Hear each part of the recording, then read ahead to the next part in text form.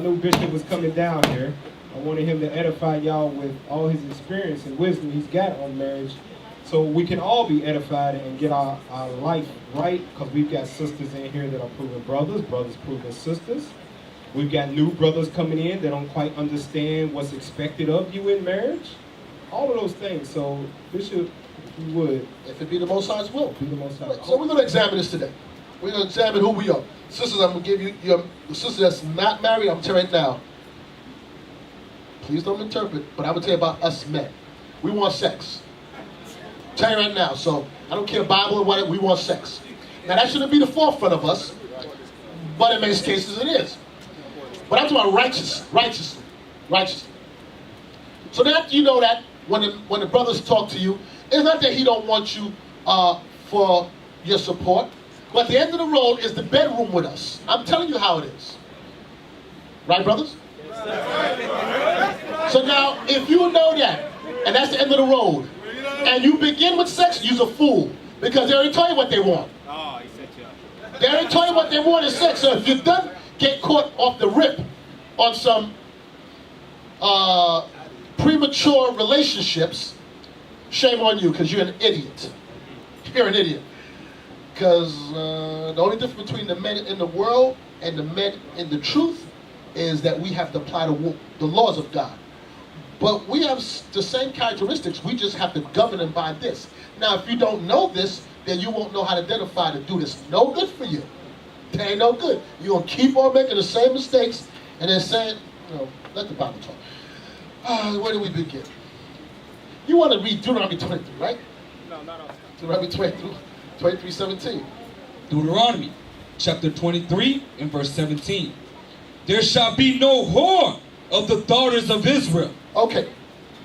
It says there shall be, and let's finish it.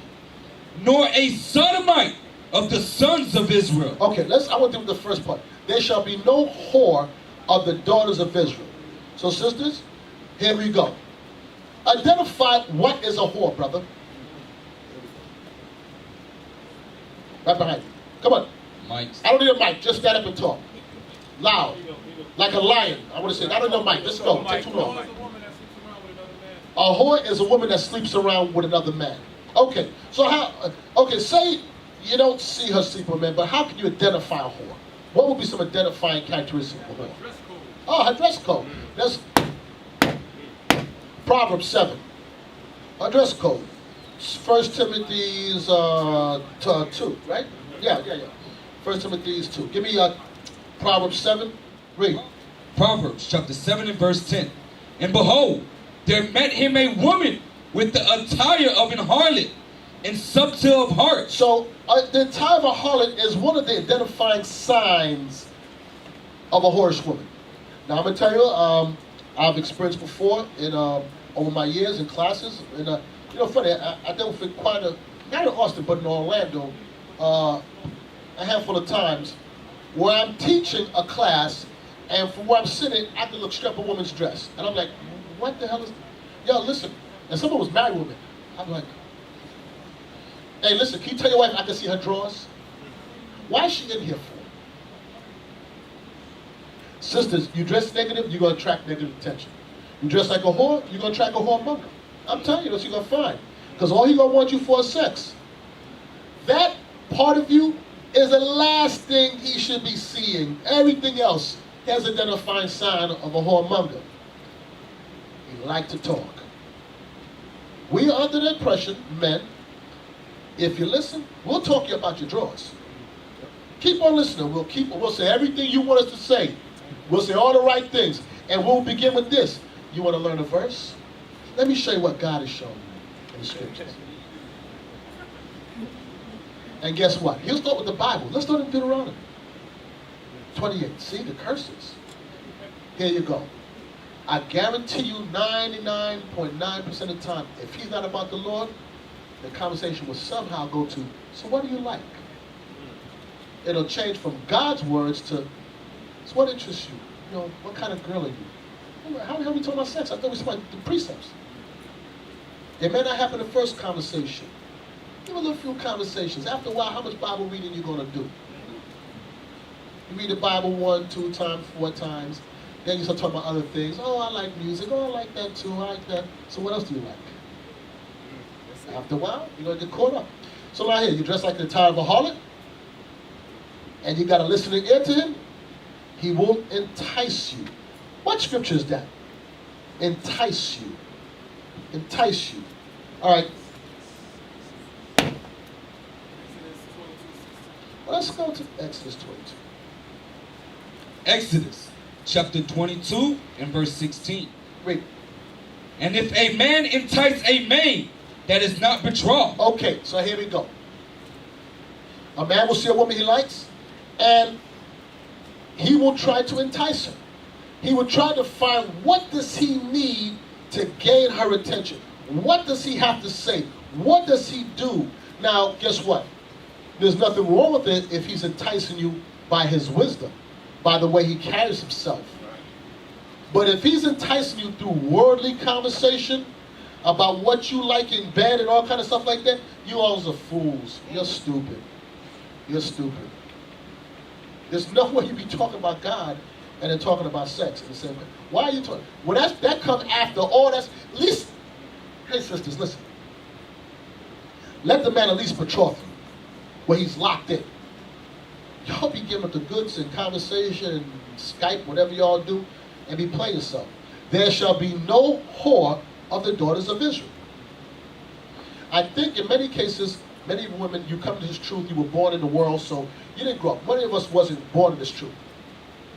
So, and you're adults now. So you have this Sex in the City type of mind, I'm my own woman, do a thing. You have a father here. My birth daughter would never be on the phone with no dudes all kind of hours. Not as long as she's under my roof. I don't care if she's 30, she won't do that. I won't tolerate it.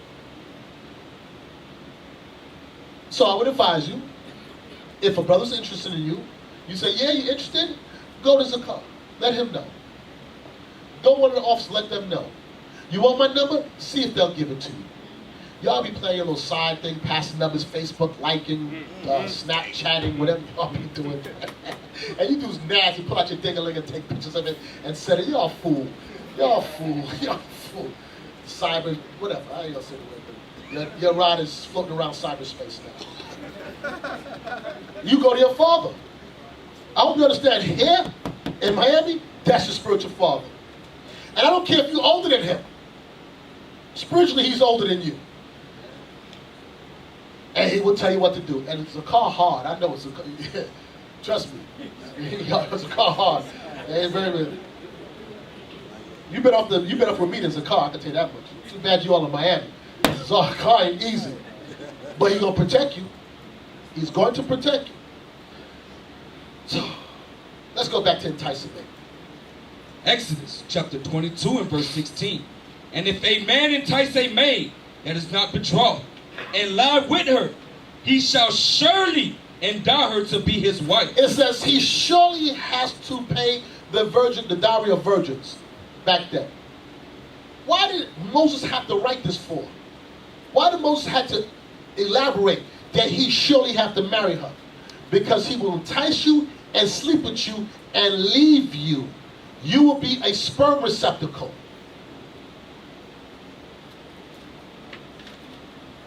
You understand what that means, right? They deposit sperm inside of you and don't want nothing else from you. Man, don't cheapen yourself, ladies. Your daughters of the Most High God. Any man that's dealing with you should be bringing about seed to come back righteous. Not that you just did because you look good and he used you like a wet rag. Y'all cheapen yourself. Don't let no man even talk to you like that. What did you say? What are you talking about? Hey, officers, this brother, man, embarrass them. Embarrass them. And you men,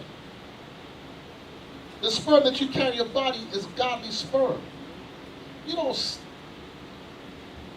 deposit it in any woman like that. You wanted to be, I was going to say something else. You wanted to be the mother of your children, raise your seed. Who in here want to say that the mother of children is a whore? I ain't talking about the world whore, because they repented. So in the truth, deal with her like that. If you don't care for these women, like you say, you're going to go about the right way. Now, I know you're young and you're burning, and some of you old and burning, And when I say burning, I don't mean STD burning. I'm talking about burning like sex burning. We want sex. Then get your stuff together. Be prepared. Get your mind right that you can guide her. Because if you can't guide her spiritually, and you can only guide her financially, she's going to give you hell.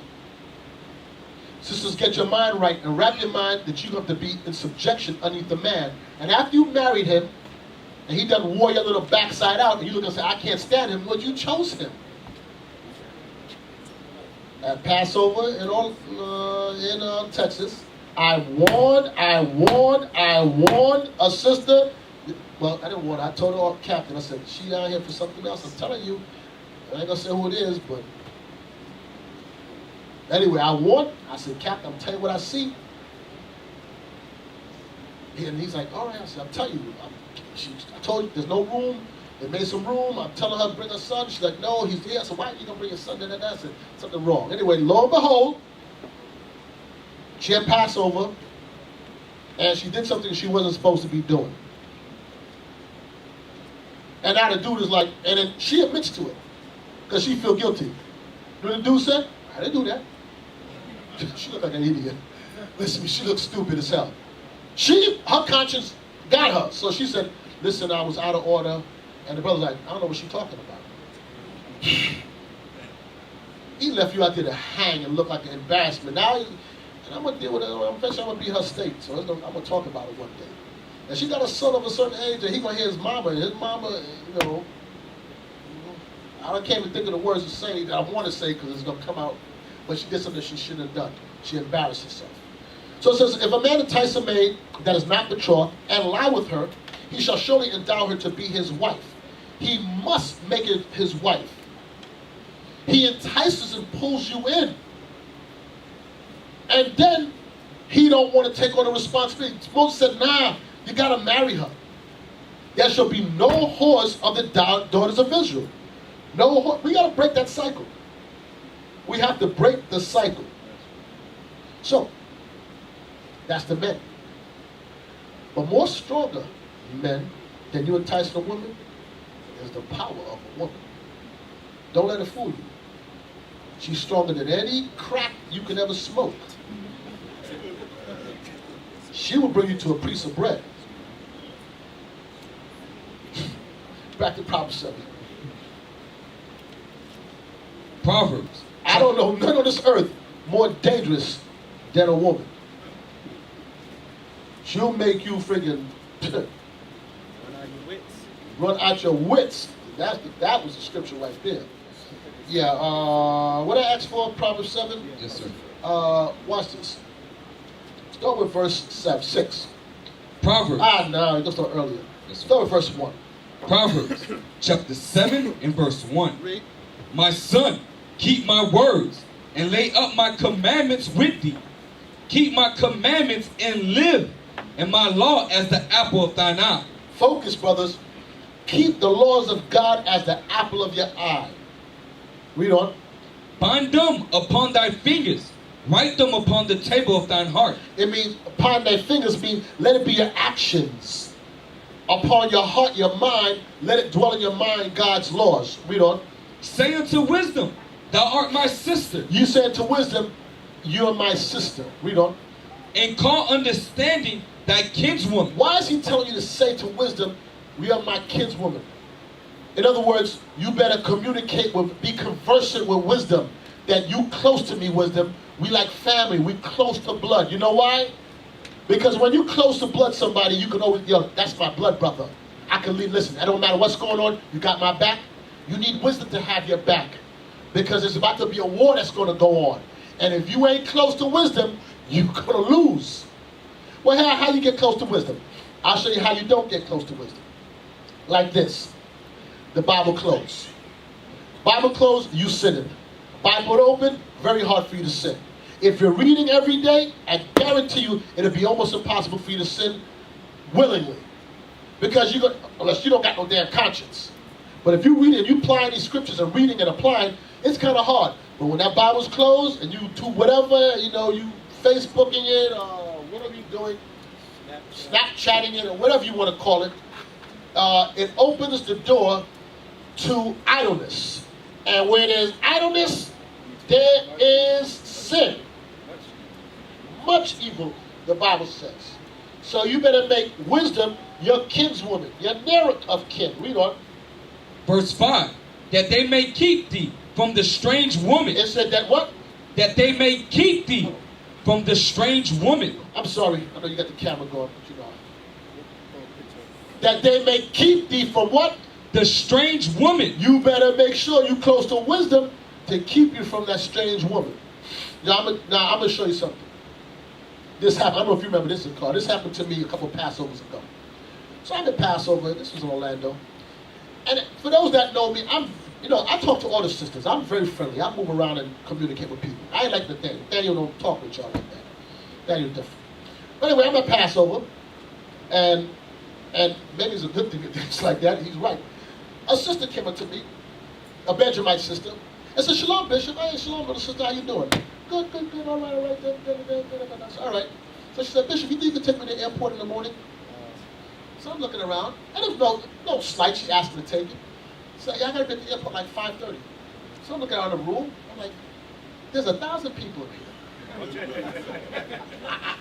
In a split second, this is what goes through my mind. There's 1,000 people in here. How did you get from the airport to the Passover in the first place? And then why are you asking me? I'm actually hosting it. I'm busy. So I looked at her and said, "Oh, attractive young lady." I said, "Give me a number. I'll get somebody to take you." "You must be trying to take you to the airport. You freaking crazy? Bargain." So I called the brothers. I said, "Watch yourself. Take her to the airport." Because I don't necessarily she was doing anything wrong. That's the point. But I just, in a split second, I'm processing stuff. Like, nah. This don't feel. Nah, I ain't taking her nowhere. You tripping. So she had my number. She went back to where she's from, Canada. So she ended up calling me one day and told me, and this is the truth. She said, "Bishop, I was on drugs before this truth, and I'm a virgin, and and the guy had me on drugs." And I'm like, okay, now I'm not an idiot. Ain't no dude spending no money on drugs on you and he ain't sexing you. That's one thing I can tear it down. I said, where's your earthly father? Let me speak to him. She never put him on the phone. She called me back the next time and said, "Bishop," these are words verbatim, "Bishop, I'm going through depression. I've been drinking all night and I'm masturbating." I said, "Oh yeah? Hold on. Speak to my wife." Click, delete her number. I ain't talking to you. I look like a fool. I look like I'm stupid. What the hell you tell me you masturbate? So what? Then what I got to do with me? Why I need to know that for? You trying to bait me? The same sister later on came back and said brothers trying to rape her. About a year later. That wasn't me, brother. She said, I'm telling you something. But what she's looking for was to put the bait out there. "Oh, so you're masturbating. Let me talk to you. Hold on. See if I understand still what you're going through." I don't understand crap. Don't call me. You call me. You want to figure out 100,000 people masturbating. What you calling me for?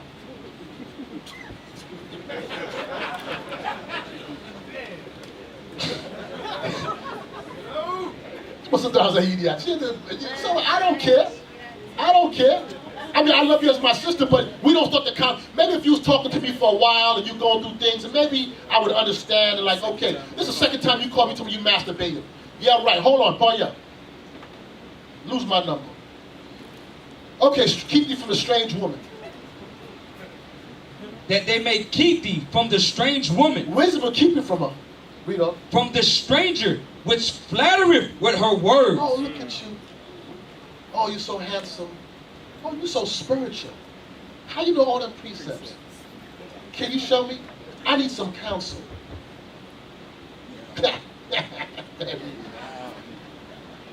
Read. Verse 6. For at the window of my house I looked through my casement, and beheld among the simple ones, I discerned among the youths a young man void of understanding. Now here go this woman. That's what it said. Sisters, brother trying to entice you, you better be on your A game. You better know them scriptures and know bait. Forget everything else he says. Hear everything he's saying. But once that conversation goes to, so what you like? You hear his tone of his voice change. So what you like? Oh, Negro, please. When he's reading the scriptures, yeah, the Lord said, yeah, verse 28. They go, yeah, so what you like? Okay, here come the talk now. Here he come. Now here's a woman. She looked out the case from the window and she discerned amongst all them. There go the simple one right there. I know he fooled. Watch this. She know which one to bait in. She know the one's going to entertain the conversation. We had a sister just recently in one of the camps called one of the captains, and she said she called him for counsel. Now, she was a married woman, called him for counsel, and said, and he's, well, I won't say too much, but I won't give it away. But she ended up saying, I know you're going through things, and in so many words, like, you know, I'm here for you. But she was baiting him with something else. There's other things she said. Like, how do you know what he's going through? How the hell do you know what he's going through? And she tried to hit him up on a fake Facebook page. She set up a fake page, they hit him up, and said, I know what you're going through. Boy, I'm telling you, boy, Israel. He said, I discern after one of the simple ones. Read on. I discern among the youths a young man void of understanding, passing through the street near her corner, and he went the way to her house. In the twilight, in the evening, in the black and dark night, and behold, there met him a woman with the attire of an harlot. It says now, this simple one, they met him, a woman with the attire of a harlot. Now, because he's simple, he too fool to put two and two together. Why is she dressed like that? He's supposed to see that and be repulsed, but he see it and he like it. He's enticed by it. She got him on the hook. So when you see a sister, now some sisters are just well endowed, they can't help it. But that don't mean you see 3/4 of her cleavage hanging out. You could put some on. That don't mean you wear size daggone 12 and you put yourself in a size 6. You understand? They dress like that because they're trying to bait you. You understand it, right? Are you men confused by that? Are you confused? Yes, sir. It ain't like it's comfortable. You wear 6 sizes too small. But you're like, yeah, that's right. Look at her. Read on. And subtle of heart. And subtle of heart. What does the word subtle mean? Go ahead. Subtle, tricky, slick. Know how to talk. Read. She is loud and stubborn. Stop. You know me, I'm all over the place. I'm going to ask you sisters something. All you sisters, all you married or unmarried. You come to an age from a little girl when you come into your womanhood, young womanhood, and you're changing body-wise. And then you see the difference how the males used to look at you to when they look at you, and you know how they're looking at you now. But you understand that. So that's why, for sisters, you should have a spirit. And you see some man look at you too hard, drop your eyes. Turn them off real quick. Turn them off. Because I'm trying to catch your attention right now. You know what I'm talking about right now? Whose attention I'm trying to catch right now? Do you know? You know it's you. Right. You can tell by the way a man looks, he's trying to catch your attention. Drop your eyes. Not Negro. That's right. That's right. No. Please. For you men, you guys will be stuck. You still be staring. She looking at me. Nah, she cockeyed. She ain't looking at you. She looking over there. She got a lazy eye. Brothers that keep staring like they gonna transfer that thought to her mind. She gonna look up. She gonna look up. She know what I'm thinking. She gonna look up. I tell you, she wasn't. She trying to get your attention. She want to buy your highlighter. Okay, come here. Read on. She is loud and stubborn. Okay, another identifying sign of a harlot. She dressed. She talked too much. She's loud and she's stubborn. And guess what? You're still baited by it. Still got you on the hook. Read on. Her feet abide not in her house. Read. Now she is without, now in the streets, and lieth in wait at every corner. So she caught him and kissed him, and with an impudent face said unto him, I have peace offerings with me. This day have I paid my vows. You know. Therefore came I forth to meet thee, diligently to seek thy face, and I have found thee. Now watch this. She says, I have peace offerings. When you get peace offerings up to the Most High, you take a portion of that meat home and you eat it. So what she told him? She dressed like a whore. She said, I got some food if you're hungry. And then, you know, men, they're going to follow the food. Yeah. Yeah, I got some food. You hungry? You sure? You want some tasso? The pickies? Uh-oh. Yeah, he's like, yeah. I got you on the hook. You're like, yes. Yeah. Go ahead. She said, I got something to eat. You hungry? She said, I was looking for you. No, she wasn't. She was looking out and finding a simple one. You think you're special. You ain't special. She was looking at it and said, which one is the stupid one? Who's going to entertain it? Oh, you. You know what? Oh, I was looking for you. Let's go. Verse 16. I have decked my bed with coverings of tapestry, with carved works, with fine linen of Egypt. I have perfumed my bed with myrrh, aloes, and cinnamon. Come, let us take our fill of love until the morning. Well, you already lost because she got you up in the crib already. So you already lost the race already. You're done lost. The minute you listen to her, subtle of heart, she talked to you, and you think you're special, you're done lost. You're done corrupted in the mind. Read on. Come, let us take our fill of love until the morning. Let us solace ourselves with love. You know? For the good man is not at home. He is gone a long journey. Now, let me say, it says, come, let us take our fill of love until morning. Let us solace ourselves with love. Anybody know what the word solace means? Anybody? Let me look at it for you quick. Let me see if you all know what solace means. Okay. Solace means to comfort or consolation in a time of distress or sadness. Guess what? She catch you when you're weak. She catch you when you're weak, when you're not strong, when you ain't in the scriptures. And some of you married men, when you haven't promised the wife, then here come the next one saying all the things you want to hear. Yes, yes. Talk night, meanwhile your wife is, ah. And if she's talking to you, she can catch you when you're weak. Let me comfort you while you're going through stress.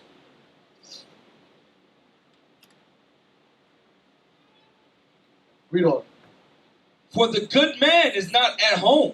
He is gone a long journey. And don't even worry about my husband. He ain't nowhere around. He's gone for a while. And guess what he do? Read on. He have taken a bag of money with him, and will come home at the day appointed. I know when he's coming back. Don't worry. She texted, bye. Watch this.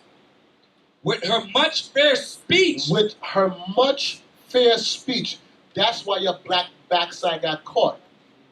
Because she talked long enough and you yielded to her. You shouldn't even listen. As soon as you see a dress out of order, not interested. She loud, not interested. You still be entertaining. Is a snake charmer pitied when he... Why give me that one a pity?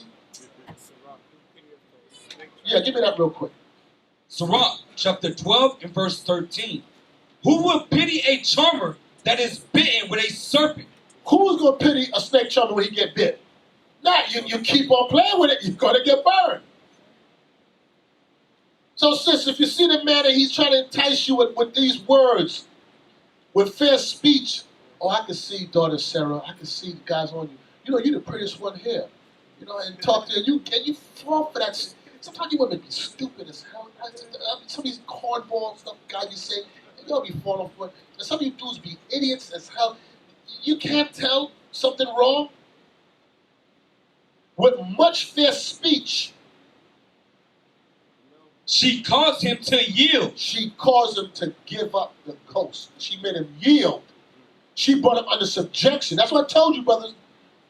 The strongest thing to mankind is that woman. Because you will rob, steal, kill, lie, cheat. Tell me you live in down in daggone Cutler Ridge. And the sister's finding shit up in Broward County. And tell me you won't jump on every bus, bike, unicycle to get to her. Is she giving you some vibes? Tell me, is she fine too? Tell me you won't do that. You'll walk, run, jog, one leg, no leg.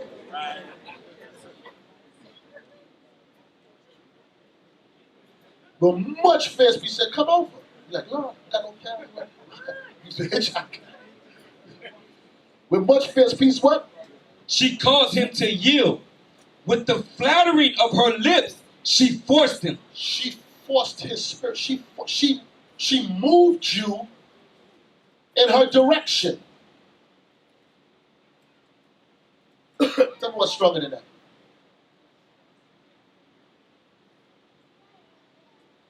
Read. Verse 22. He goeth after her straightway, as an ox goeth to the slaughter. You know what I mean? Straight like an ox going to a slaughter? An ox is a dumb animal. You see the other ox getting killed? The other ox don't know. He just moo. He just go the same way too. And you the same thing. Dude, because you moo, you go right there. Right to the slaughter. You don't even see it happening. Why don't you see it happening? Wisdom of Solomon 7, bewitching of naughtiness. No, Wisdom of Solomon 4:12. I'm sorry. I apologize. Wisdom of Solomon, chapter 4 and verse 12. For the bewitching of naughtiness. You know what bewitching means? What does it mean to be bewitched? Now you know the kid. That's what I wanted. He got you under a spell. It says what? Oh, there you go. Bewitched. To influence or affect, especially through injuriously by witchcraft.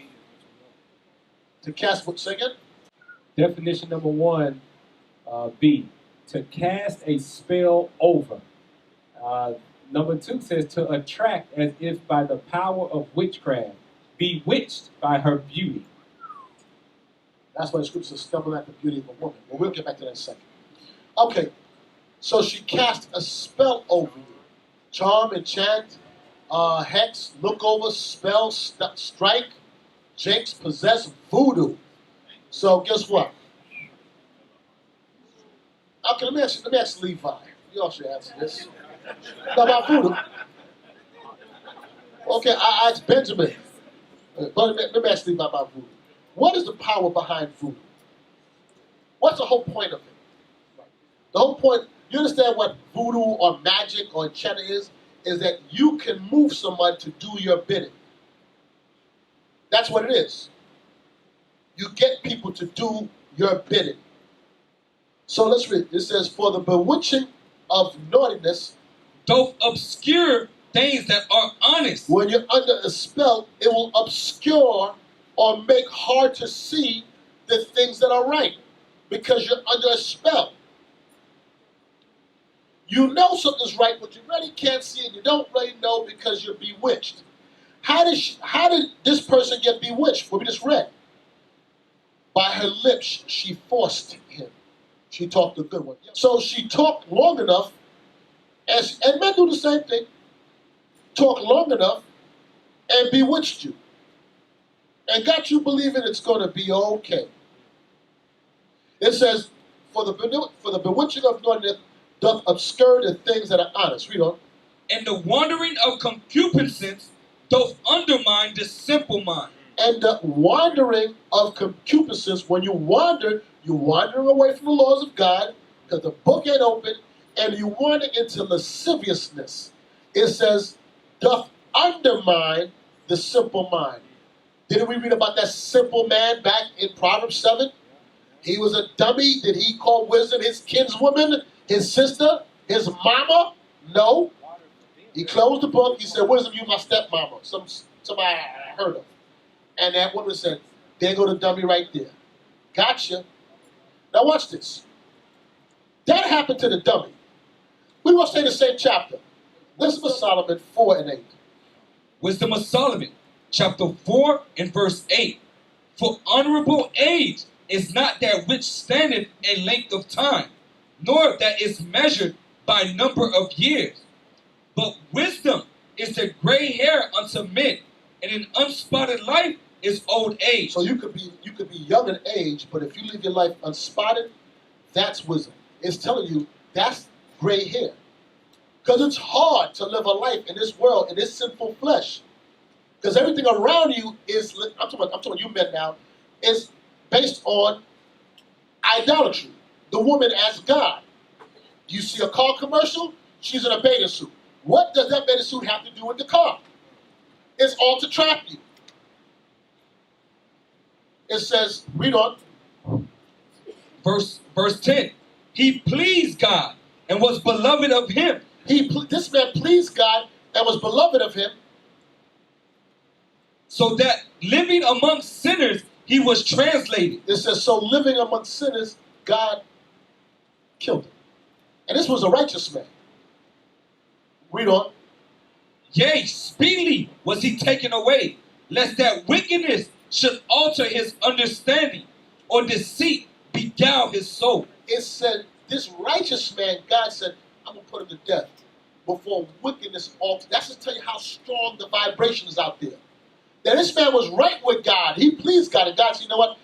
Man, he too good. Let me take him out of here because this wickedness in here is going to come and destroy him. So how much more for the simple man? It says back in the last verse, 12, it says, for the bewitching of knowledge does obscure the things that are honest, and the wandering of concupiscence doth undermine the simple mind. Undermine means it buries deep down inside of you. You know, when you undermine, you go down and you mine down. That comes deep in your spirit. It goes down inside of you, and it eats you from the inside out. But on the outside, you look regular. But inside of you is destroying you. She took your soul. Y'all ain't afraid? She took your soul. Doth undermine the simple mind. That's why it says in Romans, drop this, Romans 13:13. Romans chapter 13 and verse 13.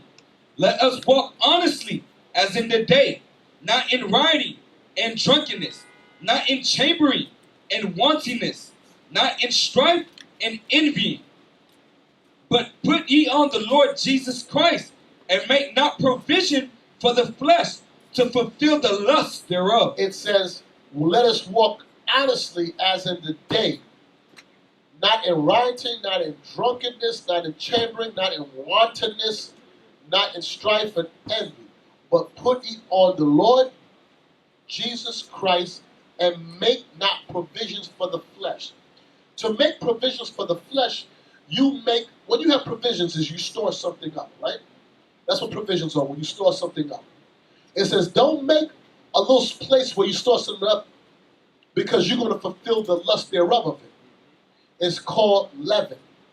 You leave a certain part of you that's never changed, and nobody can see it. It's between you and God, it's in there, but you're never changing. And slowly it begins to undermine you. Because here come the woman, she'll say something, and next you know, she'll cause you to yield to her. Give me that in Ezra what we're talking about. First Esdras chapter 4 and verse 26. Yea, many there be that have run out of their wits for women. Many men have run out their wits, run out of common sense, lose common sense. And you know, men is crazy. Because, not you men here, but I pray not you men here. A man will actually have a wife at home and will go up into a place and take out his money and pay for a woman to take off her clothes so he can look at her.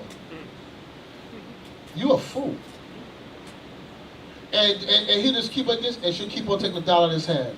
And he keep and he just then looking at her. And give his whole paycheck. And got kids home to feed. To see her naked. Hey brothers, let me just peep you up onto something. She got 2 breasts. Every woman on earth for the most part got 2 breasts. Now maybe you can kind of convince me she had 3 of them and you never saw 3 breasts before. But it's just 2 breasts. But you give up all your money, just be giving away to see that. Many men have lost their wits. Let me ask you a question. After you see the 2 breasts, so what? You touch it, so what? Do you know they're not yours? It's anybody here who got $1 can actually touch it. It's only special when you're the only one that can touch it. You know that, right?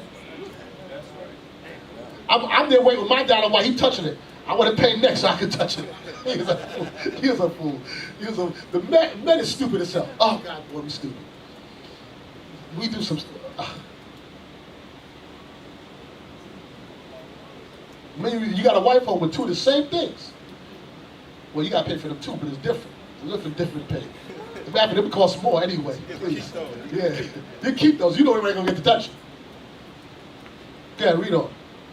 Yea, many there be that have run out of their wits for women, and become servants for their sakes. They yield and become servants for their sakes. Many, many, many have lost their minds. Here's the first step of recovery. Identify that you lost your mind. And you know what? A lot of these women know when you lost your mind. They know they got you on the hook. Like, yeah, I got it. Girl, I got it. Watch. Look at him. Look at him. Watch him. Look, see, he can't stop looking over here. Yeah, he's still looking. Is he still looking? Yeah, he's looking. Look, see, he's looking. That girl, he's looking. I told you. You're not even paying attention to the Bible. Look at him. Keep on looking. I'm going to tell him it's a car. Can't read on it. Oh, stop. Now jump up. Jump up to verse 25. First Ezra, chapter 4 and verse 25. Wherefore, a man loveth his wife better than father or mother. It says a man, that's how strong the woman is. A man will love his wife more than his mommy and daddy, which is good, but here's a point. Because your mommy and daddy raised you, took care of you, and here come a woman. You know your mommy and daddy from you was born, now you grown. And a woman come in your life, you're like, mommy, daddy, who? That's how strong. That's what it said. A man shall leave father and mother and shall twain unto his wife, and twain shall be one flesh. Matthew 19. It's telling you, that's how strong it is, that you walk away, you leave country, you move. We got brothers that moved to Trinidad after a woman left the country. I tell you, we'll travel to, boy, never been to Trinidad, ever in his life. Don't know nothing about it, don't know, never had a passport. Ain't never left the 50 states. But he picked up and left the country. And if there's a space shuttle, he'd have jumped on that too. That's what she is. It's on Venus. So, let me try to rally back. About marriage. Sarah, 25. Oh, no. Tobit. Let's go. Tobit. Tobit ain't first. I'll do it backwards. Tobit 8. 6. Yeah. Tobit, chapter 8 and verse 6. Thou madest Adam and gavest him Eve his wife for an helper and stay. Of them came mankind. Thou hast said, it is not good that man should be alone. Let us make unto him an aid like unto himself. You understand what he says? That God said, let us make an aid. In the Old Testament, in Genesis, it was called a helpmeet. So women, you were made to be an assistant, to assist this man in his mission in life. Sometimes it's hard for you women to want to do that, because sometimes we don't portray the right image. So you're like, it's hard to do that. But think about this. While you lay next to him, and you don't want to listen to him. There was something that he said or did was able to make you yield to him. So, if he was good enough to sleep with, he's good enough to listen to. And if he ain't good enough to listen to, it says a lot about you, as you chose him. So, before you ever speak evil of the man that you have, you better do everything within your God-given power to help him get himself right. Because it's easy to tell a person about themselves, but do you have the skill into bringing the best out of him? So if you're an idiot, stupid, dumb, the Bible calls you light, and you don't know the scriptures, you have no use to him. You're just a sperm receptacle, and that's it. He needs a woman who understands the Bible that can come and say, no, babe. And even when he say no, but the Bible says this. And you still got to stay in the spirit. And he could be straight up crazy. Okay. It says, verse 7. Tobit, chapter 8 and verse 7. And now, O Lord, I take not this my sister for lust. He says, Lord, he's making it plain that I'm not taking this woman for the sole act of just sex. There's more to her that I want. That's why you always end up disappointed, because you can be taking a woman just based on sex and what they have. Now, we all know we want sex, but that cannot be the lead. You understand, sex is just, in time-wise, a small part of the overall picture of marriage. Where's the time in nurturing her in the scriptures? Where's the time in providing for her? Where's the time when you and her are really friends? So for married couples, I guarantee you, when you're arguing, people come to me before, couples arguing back and forth, they can't figure it out. What are you laughing for? I know what you tell them. What I tell them? Let me see if you remember. Go home and have sex. I mean, don't have sex, because I guarantee you when you have sex, you two ain't arguing. That's the only time you two ain't arguing. So it's like, if you ain't having sex, you arguing. So just stay having sex, and I guarantee you ain't gonna argue. Because both of you working for the same mission right now. That's the only time you work good together. Another time, one time called me, him and his wife having problems over stupidity. Let me leave my house and drive all the way up 30 minutes away. They're arguing about nonsense. I said, man, listen. Y'all just go have sex, man. How you wasting you for it? But by the time I left and went home, oh, they called me, they good and everything, good and good. I said, yo, you wasting my time coming over there. You wasting my time. There's arguing, I'm telling you, it was arguing, I'm not exaggerating, there's arguing like over organic food, some stupid stuff. I said, you called me at my house for that? He said, take my sister for lust, but uprightly that what? Therefore, mercifully ordained that we may become aged together. This is what he said to God, Lord, bless us that we can grow old together. More than anything, I want to grow old with this woman.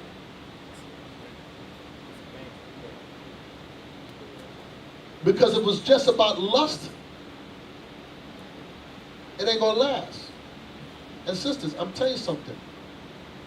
You can't keep them just with sex. Because men, not you men, because all you men are righteous, right? That's a lie. Sex is a separate act. We can keep it in a box.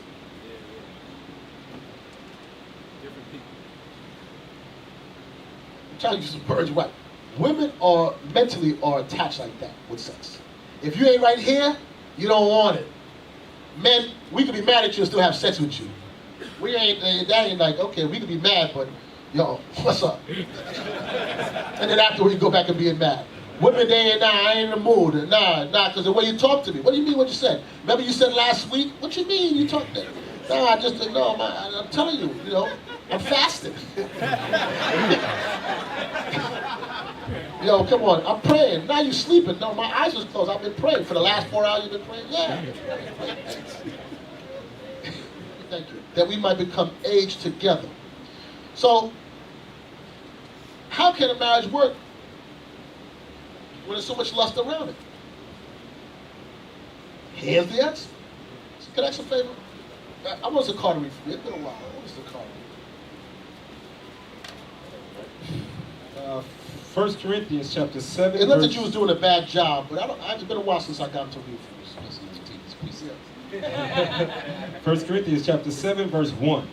Now concerning the things whereof ye wrote unto me, it is good for a man not to touch a woman. Nevertheless, to avoid fornication. Wait a second. Whoa. Pause. Why is it good for a man not to touch a woman? I thought it was good to touch a woman. Why did Paul say it's good for a man not? I'm going to see if y'all thinking. Yeah. Northern Kingdom. I forgot, what's your name, brother, again? Yeah. Jake. Fornicating. Okay, fornicate. Okay, let me say. Yes. There's something I'm trying to say. You know me, I'm not good at asking questions. Okay, let's do it the righteous way. Let's do this righteously. Why is it good for a righteous man, not to touch a woman? There we go. Because maybe. There we go. Okay. I'm listening. Oh, you, cameraman. It's good for a man not to touch a woman because now the work that he's doing is just strictly for the Most High. And she's not involved. You ain't got to worry about all this extra stuff that comes with it. Okay, watch this. Go to verse 28. 1 Corinthians chapter 7, verse 28. But, and if thou marry, thou hast not sinned. It ain't no sin if you're married. And if a virgin marry, she hath not sinned. And if a virgin sister marries, she ain't sin either. Read on. Nevertheless, such shall have trouble in the flesh. Because in marriage, there's going to be trouble. So Paul says it's good not to marry. So you can attend to God's business. Because if you're married, there's going to be trouble in the flesh. There's going to be problems. Let me explain to you about marriage and life. Remember we read in Matthew's, what else I was asking for, Peter's? Yeah. Okay, remember in Matthew's 19 when it says the two shall be one flesh? Give me that real quick, Matthew's 19. And then, let's get that. Matthew chapter 19, verse 4. And he answered and said unto them, Have ye not read that he which made them at the beginning made them male and female, and said, For this cause shall a man leave father and mother, and shall cleave to his wife, and they twain shall be one flesh. It says, and they two different people become one flesh. Do you think that's like the day you say, I do, that's how it works? You two don't, one flesh about one mind, one spirit.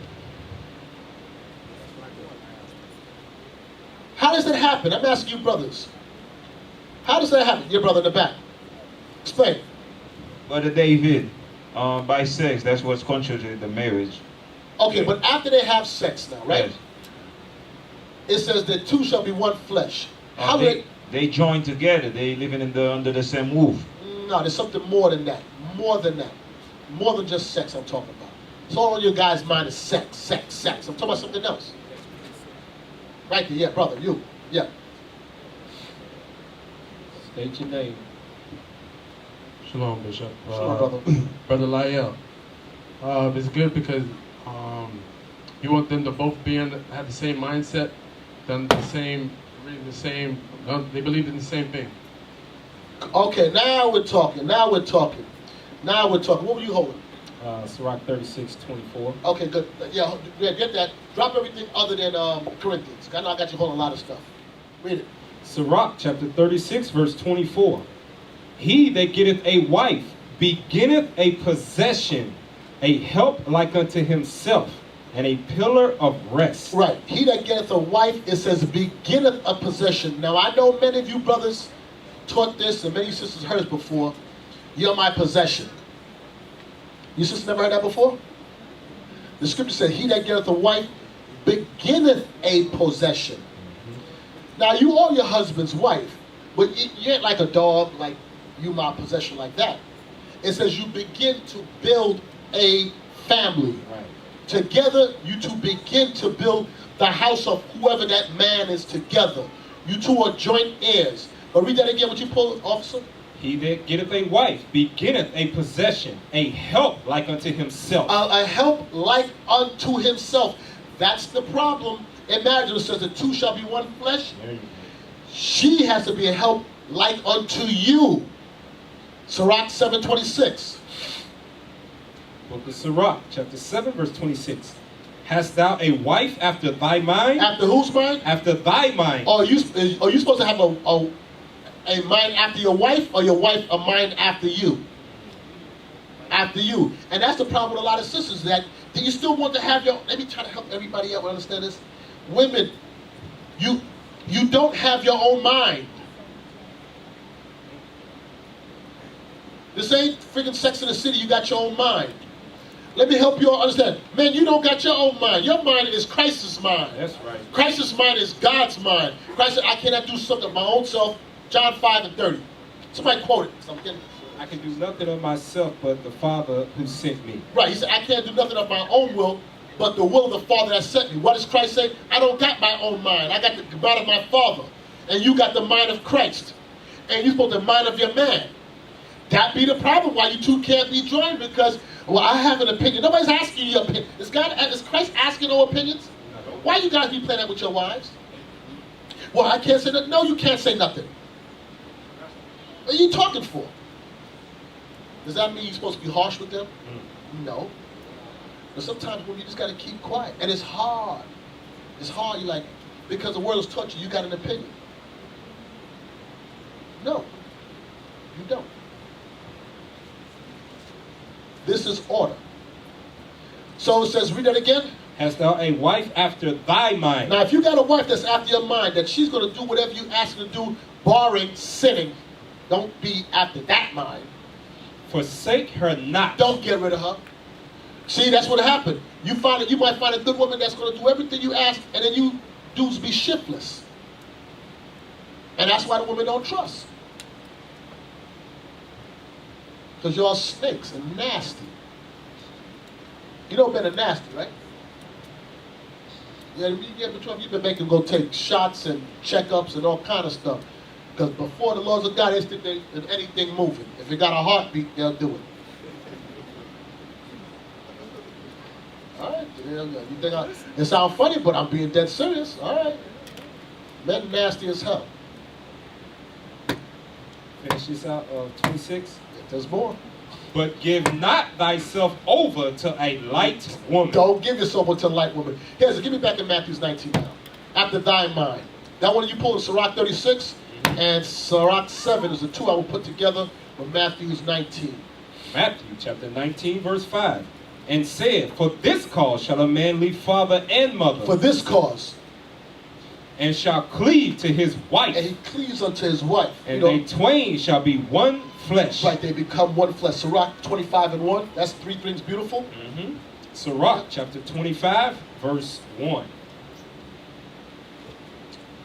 In three things I was beautified and stood up beautiful both before God and man. The unity of brethren. It's good to see brothers together. It's good to see the camaraderie of brothers. Read on. The love of neighbors. And how neighbors, men and women, fellowship with each other. Read on. A man and a wife that agree together. A man and wife that agree together. But you got to agree together based on his mind. So before you get to the point of you talking about what we're going to do in the bedroom and how you like and what you like, before you even get to that point, how about learn the scriptures for yourself so when it's time to discern, you can read through his BS. I'm telling you, before you even have oh gosh, women, come on, man, y'all gotta be smarter. We are going to say anything we got to say to get what we want. You ain't gonna know him right away. The bishop, that's his representative. I told Paul, I love giving massages. No, whatever you want me, yeah, that's for me. I love, no problem. Man, listen, I ain't no damn massager. But prior to getting the goods, yeah, that's what you want me to say? Sure, I love massage. I love it. Yeah, I love it. That's what you want all day, every day. Yeah, that's a lie. That's a lie. That's a lie. She said, you lied to me. I said, I'm sorry, I repent. But I ain't like doing it. No. Have you heard all right, buddy? No. We will be whatever you want. You have to examine him against the scriptures. You got to see him get angry. Is he going to be verbally abusive? Is he going to want to hit you? And you're not going to find out right away. Let him wait. And if he can't wait, then you wasn't wrong. He just wanted to hit it. But if he's for you, he going to wait whatever time he waits. Going to fall for the wait 7 years. He waited 7 years. If he's for you, he going to wait. There's nobody that's going to catch his attention. Y'all be giving the goods after 3 days, 4 days, a week, a month. Oh, God, y'all stupid. Or they'll come in here and be ready to give up the goods. They ain't even been here a year to learn the word. To even know how to discern Brothers between. and sisters. You don't even know the basics, but you're talking about proving sisters and proving brothers, and you don't know the first thing about the deep basics of the Bible. You get into a situation where you was moving off of lust, unable to control your body, bring it under subjection, and you be stuck with a light woman. You be stuck with a light brother that don't know how to treat you. And once you into that thing, you're into it for life. Because you're both in here as believers. Those twain shall be one flesh. And reading down in Matthew 19, let not man put asunder what God have joined together.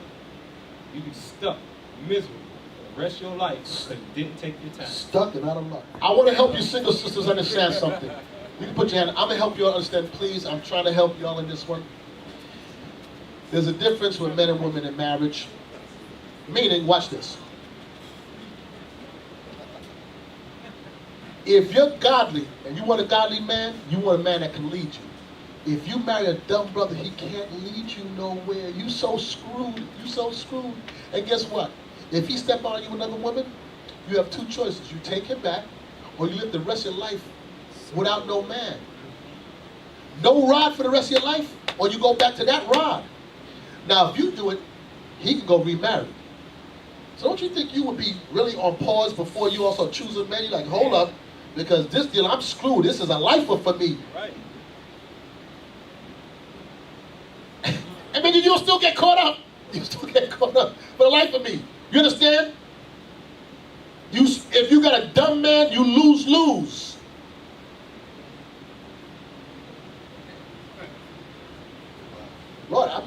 for y'all. So I would think y'all would be so smart in these scriptures that you'd be so tight in this Bible that he would come at you like, get that the Bible says that. No, please don't talk to me like that. What did you say? No, the Bible says that. Oh, you can't control your spirit, right? I can see, you know, a man can't rule his own spirit. I can see his wall broken down. You know these precepts. You're like, yeah, nah. Okay, with all due respect, brother, here you go. This is what the Bible says, okay? All right, then. Y'all should be so swift in that Bible because y'all gonna get jammed up. Man, you cheat on others, like, all right. Sorry to hear that. I forgive you. I'm sorry for you. Don't worry about it. I forgive you. Because God told me. All right, what's it? Let me go look for the next one now. I learned from that last one, don't do that. Let me find out. You don't move on. Ah! Ah! And then you still let him talk slick in your ear. Oh, God. Okay. So, the twain being one flesh is thy mind after his mind. Your mind after his mind. So you better hope that his mind is about the Lord. And hope don't mean you just close your eyes and click your heel. You investigate him. You see him. You ask questions. You come to leadership. Please, I tell you, if you come to me and I know something, I'm going to tell you what I know. So if you ask me, I'm going to tell you what I know. No? Okay, best. And if I don't know, I'll find out. But y'all want to just pass numbers off and have a little secret conversation. And after the problems come, then you want to come to me. Now, I don't got no answer for you. Where's your Lord at? Go to him. Go ahead. Matthew 19, verse 6. Wherefore they are no more twain, but one flesh. What therefore God hath joined together. Stop. What God has joined together. Now you saying this is a union in God. What? Let not man put asunder. Let no man come and divide that. Watch this. Read on. They say unto him, why did Moses then command to give a writing of divorcement? If that's the case, then why did Moses allow divorce? And to put her away, he saith unto them, Moses, because of the hardness of your hearts, suffered you to put away your wives. He said, Moses, because the hardness of your hearts, because the men was wicked, Moses put that law in there that y'all can divorce. He said, because the way the men was operating, men was sleeping with women back then, wear you out, move on to the next woman, and you're stuck with him. Wear that one out, move on to the next woman, and you're stuck with him. Moses said, no, these men are running through these women. He said, Moses, because of the hardness of the heart, allowed divorce. Because y'all was trapped. Read on. But from the beginning, it was not so. In the beginning, it was not so. There was no divorce in the Bible. Read on. And I say unto you, whosoever shall put away his wife, except it be for fornication. So if you try to get rid of your wife for any reason other than her committing sexual immorality, sleeping with another man, another woman, a goat, you can't get rid of her. I don't care what she does outside of that. So you can have a big mouth woman that don't know when to shut up. She's rough around the edges, don't want to cook, don't want to listen, argumentative. That's your albatross. That's your anchor on your neck for the rest of your life. Until she die or you die. You can't. So it would behoove you. You better take your time. And just for you new brothers to clear it up, Christ is talking about two believers. He's talking about two believers. Because some of y'all in here situation, you came in and on the flip side, you got a demon on your hands right now. Yeah. Matthew 19 is talking about two believers that know they Israel. So remind me after that, we're going to come back to that. Explain that afterwards so they understand. Yeah. Bishop, quick point. You made this statement. A sister, if her husband cheat, she's stuck, right? Now, when you said that, I saw a lot of screw faces on this side of the room. Can I get the book of 1 Corinthians 7:39 real quick, just in case you didn't know? Yeah. I'll get it for you. Yeah. 1 Corinthians chapter 7, verse 39. The wife is bound by the law as long as her husband liveth. By the law, meaning that's ordained by the Most High. So if you got a problem with that, guess who you got a problem with? You got a problem with God. All right? Can you give me Romans 7:2? Hold on, sisters. And you know what? You can't kill him. All right? Because you'll be breaking another law if you kill him. They all laugh. I know somebody like, yeah.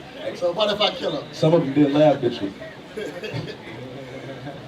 Let me see with one eye open.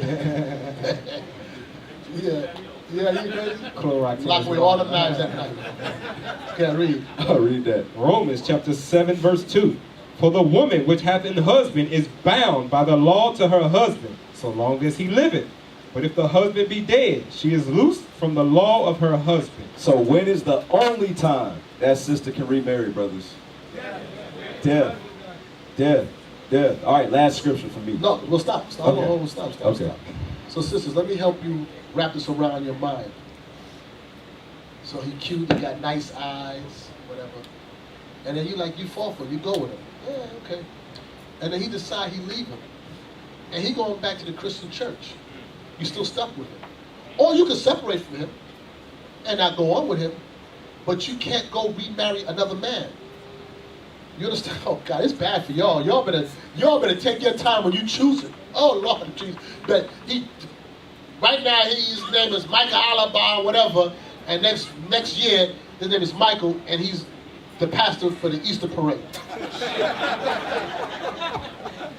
You put on fringes, he put on a bunny suit to go for the Easter parade. You still jammed up with that dude.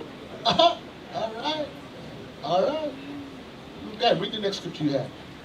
Can I get Sirach 26 and 25? And then 23 afterwards. Sirach chapter 26, verse 25. A shameless woman shall be counted as a dog, but she that is shamefaced will fear the Lord. So if you got the screw face, fix your face. All right? You need to fix your face, because if you got the screw face, you're not of God. You're a shameless, ungodly woman. And if you keep it up, verse 23 is what's going to happen. Verse 23, a wicked woman is given as a portion to a wicked man, but a godly woman is given to him that feareth the Lord. Self-explanatory. Let's go back to Matthew's 19. I want to finish that off. The book of Matthew, chapter 19, verse 9. And I say unto you, whosoever shall put away his wife, except it be for fornication, and shall marry another, committeth adultery. And whoso marrieth her which is put away, doth commit adultery. You understand? There go the whoredom right there. If you try to get rid of your wife and to go to another woman, you committeth adultery. And if she goes, you cause her to commit adultery. And that's the fall of Israel. The broken family, the broken marriage. Read on. His disciples say unto him. Who? Who said it? His disciples say unto him. Christ's disciples said unto him what? If the case of the man be so with his wife, it is not good to marry. You heard what the disciples said? They said, well, hold on, Christ. Hold on, you know these Wait, hold on, Christ. Wait a second. So what you're telling me, Christ, that I'm bound to this woman for the rest of my life, and I can't divorce. Even though Moses gave us a law of divorce, and Christ said yes. He said in the beginning it wasn't like that. He took him back before Moses and said it wasn't beginning. He said, okay. And if I move on to another woman, you tell me I commit adultery? Christ said yes. And then if she sleeps with somebody, you cause her to commit adultery. Yes, disciples. They said, okay, so if that be the case, then it's better not to marry. Because that means I'm jammed up with this woman for the rest of my life. Those were the godly men saying that. So what does it say? They understand how serious marriage is. Because you might get married to a woman that, I said, she could be a full-blown demon. She just ain't a hoe. And you're going to deal with all the other stuff and never get rid of her. So the disciples had to ponder upon that. Then maybe it's better not to marry them. Back to 1 Corinthians 7. They said that. I won't touch another one the rest of my life. I can deal with that there, Lord. Hey, Christ came and tightened the game up. Yep. He made this marriage thing tight. Now he's like, okay. He's like, yeah, she cute, but I don't know if I like you that much that forever, you know. She don't look as cute as she did before. He's sort of thinking like, let me slow down and rethink this. Because they understood what was at stake, because they know no adulterer is getting into the kingdom. Yeah. They said she ain't worth that. Yeah. I stay by myself. Yeah, let me just just read that 1 Corinthians 7. 1 Corinthians chapter 7, verse 1. Now concerning the things whereof ye wrote unto me, it is good for a man not to touch a woman. Right. Nevertheless, to avoid fornication. So I want to use that first part. This is my fornication, but I want to use the first part. They was thinking maybe it's best not to marry. But in this case, it's telling you to avoid fornication, It's good for a man not to touch a woman, like the brother said, and to not fornicate. But to avoid fornication, take a wife. Watch this. Let every man have his own wife. Hold this. So to avoid fornication, take a wife. It's good. Watch this. Hold this. Go back to Matthew 19. I want right after Matthew 19, next part. Matthew chapter 19, verse 10. His disciples say unto him, if the case of the man be so with his wife, it is not good to marry. But he said unto them, all men cannot receive this same. They said, it's better that we don't get married then. And Christ said, every man cannot receive the same. To have a spirit where you can go through a whole life, man, without dealing with a woman, that's a gift from God. I don't know that. I've never met him yet. I don't know. Where is he in this room? Because I would like to shake your hand. Christ said, all men cannot receive that same. Read on. For there are some eunuchs which were so born from their mother's womb. There's some men who privates don't work. They were born eunuchs. And there are some eunuchs which were made eunuchs of men. And then you have some men that were made eunuchs. They cut them off like Daniel. No. I wanted recent Carver, the peanut guy. Washington Carver. Yeah, he had his privates cut off. That's why his voice stayed high. They cut him off. He don't have no rod no more. Read on. And there be some eunuchs which have made themselves eunuchs for the kingdom of heaven's sake. Meaning he refrained from woman so he could serve God. Not all men have that same. They could do that. So to avoid fornication, take a wife. But here, this is your problem. Y'all, because you're burning, just run and go take a wife. You're blurry. I'm going to tell you, when this is working, this ain't working. You ain't never going to make the right decisions. But here's a good way to make a right decision, to make sure. Seek counsel. Y'all never want to seek counsel. Y'all can get married, do the same thing. When you know you like a sister, that's exactly when you don't do nothing. You go right to counsel. You say, listen, brothers, this is what's going on. Listen, I'm burning, whatever. She look good, and this is what's in my head. Tell me, what should I do? How many of y'all made mistakes in the world when that was working? Picking all the wrong choices. And right after the finish, you go, oh, damn. I don't even really like her. She don't even look that good. Damn, how do I get rid of her? Yo, my boy, he got shot. I got to run. Yo, I'm going to call you. Yo, my house is on fire. Yo, hurt me, call. Tell your man, call. But prior to that, she was a dime piece. So, in a multitude of counsel, there's safety. Sisters, if you don't lean on the senior woman, and an officer set up here, and you go about your room, I'm telling you, you're going to make mistakes. And then one day, you're going to wake up next to that man, and you'll look at him and say, oh, I can't stand this guy. Hey, good morning, my lord. Tell you you're going to say that. I think I'm joking. I know some of you women here already said it. You see him sleeping there, like. He closes his damn mouth when he goes to sleep.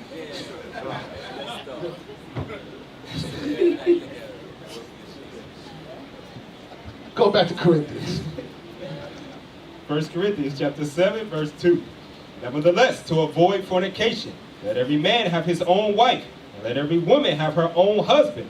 Let the husband render unto the wife due benevolence, and likewise also the wife unto the husband. So you want to know how the marriage can work when there's so much temptation in the world? Render to your husband due benevolence. Don't use sex to hold out on him. A lot wouldn't be doing that. They be trying to hold out and use sex as a tool, a bargaining chip. Nah, can I tell you something? There was a time, and this generation has changed. There was a time many generations ago, and some of the older ones may understand it. And I don't care what tribe you are, even Judah, even them, even Judah will understand this, the older ones. That the women, and I'm talking about this one before they knew the laws of God, they understood something with their husband. Take care of him. Don't let him leave the house with a full tank.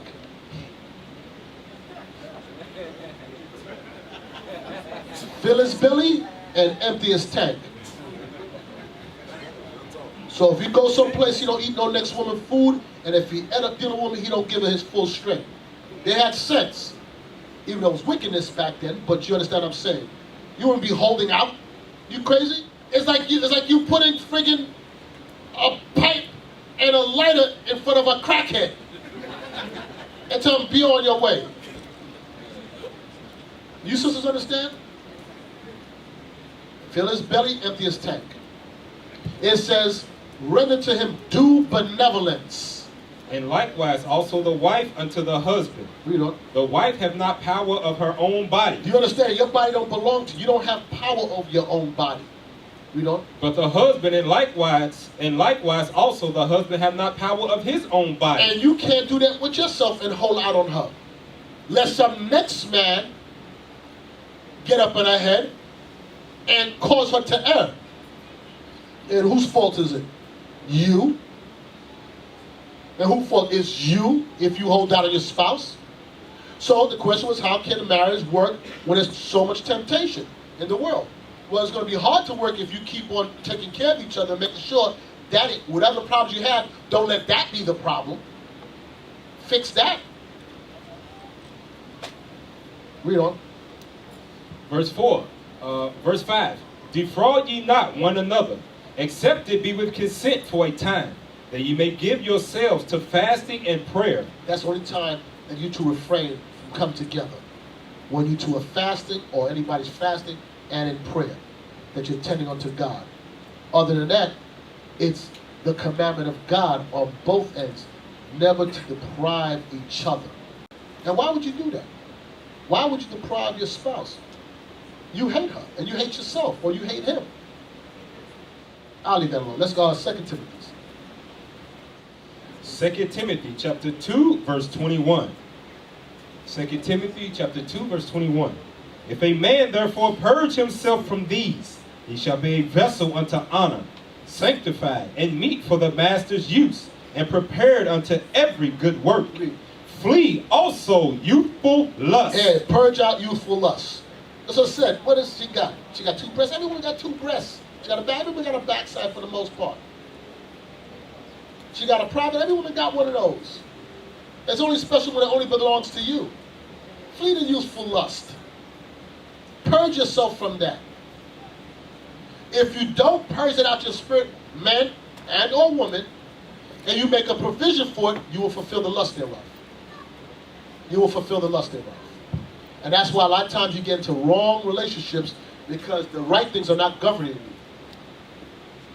Flee youthful lust.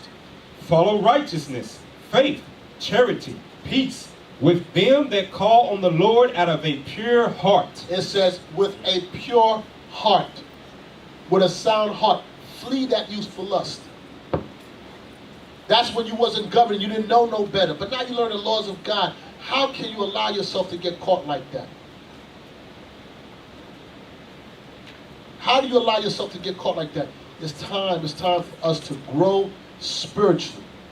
Watch this. Proverbs 5.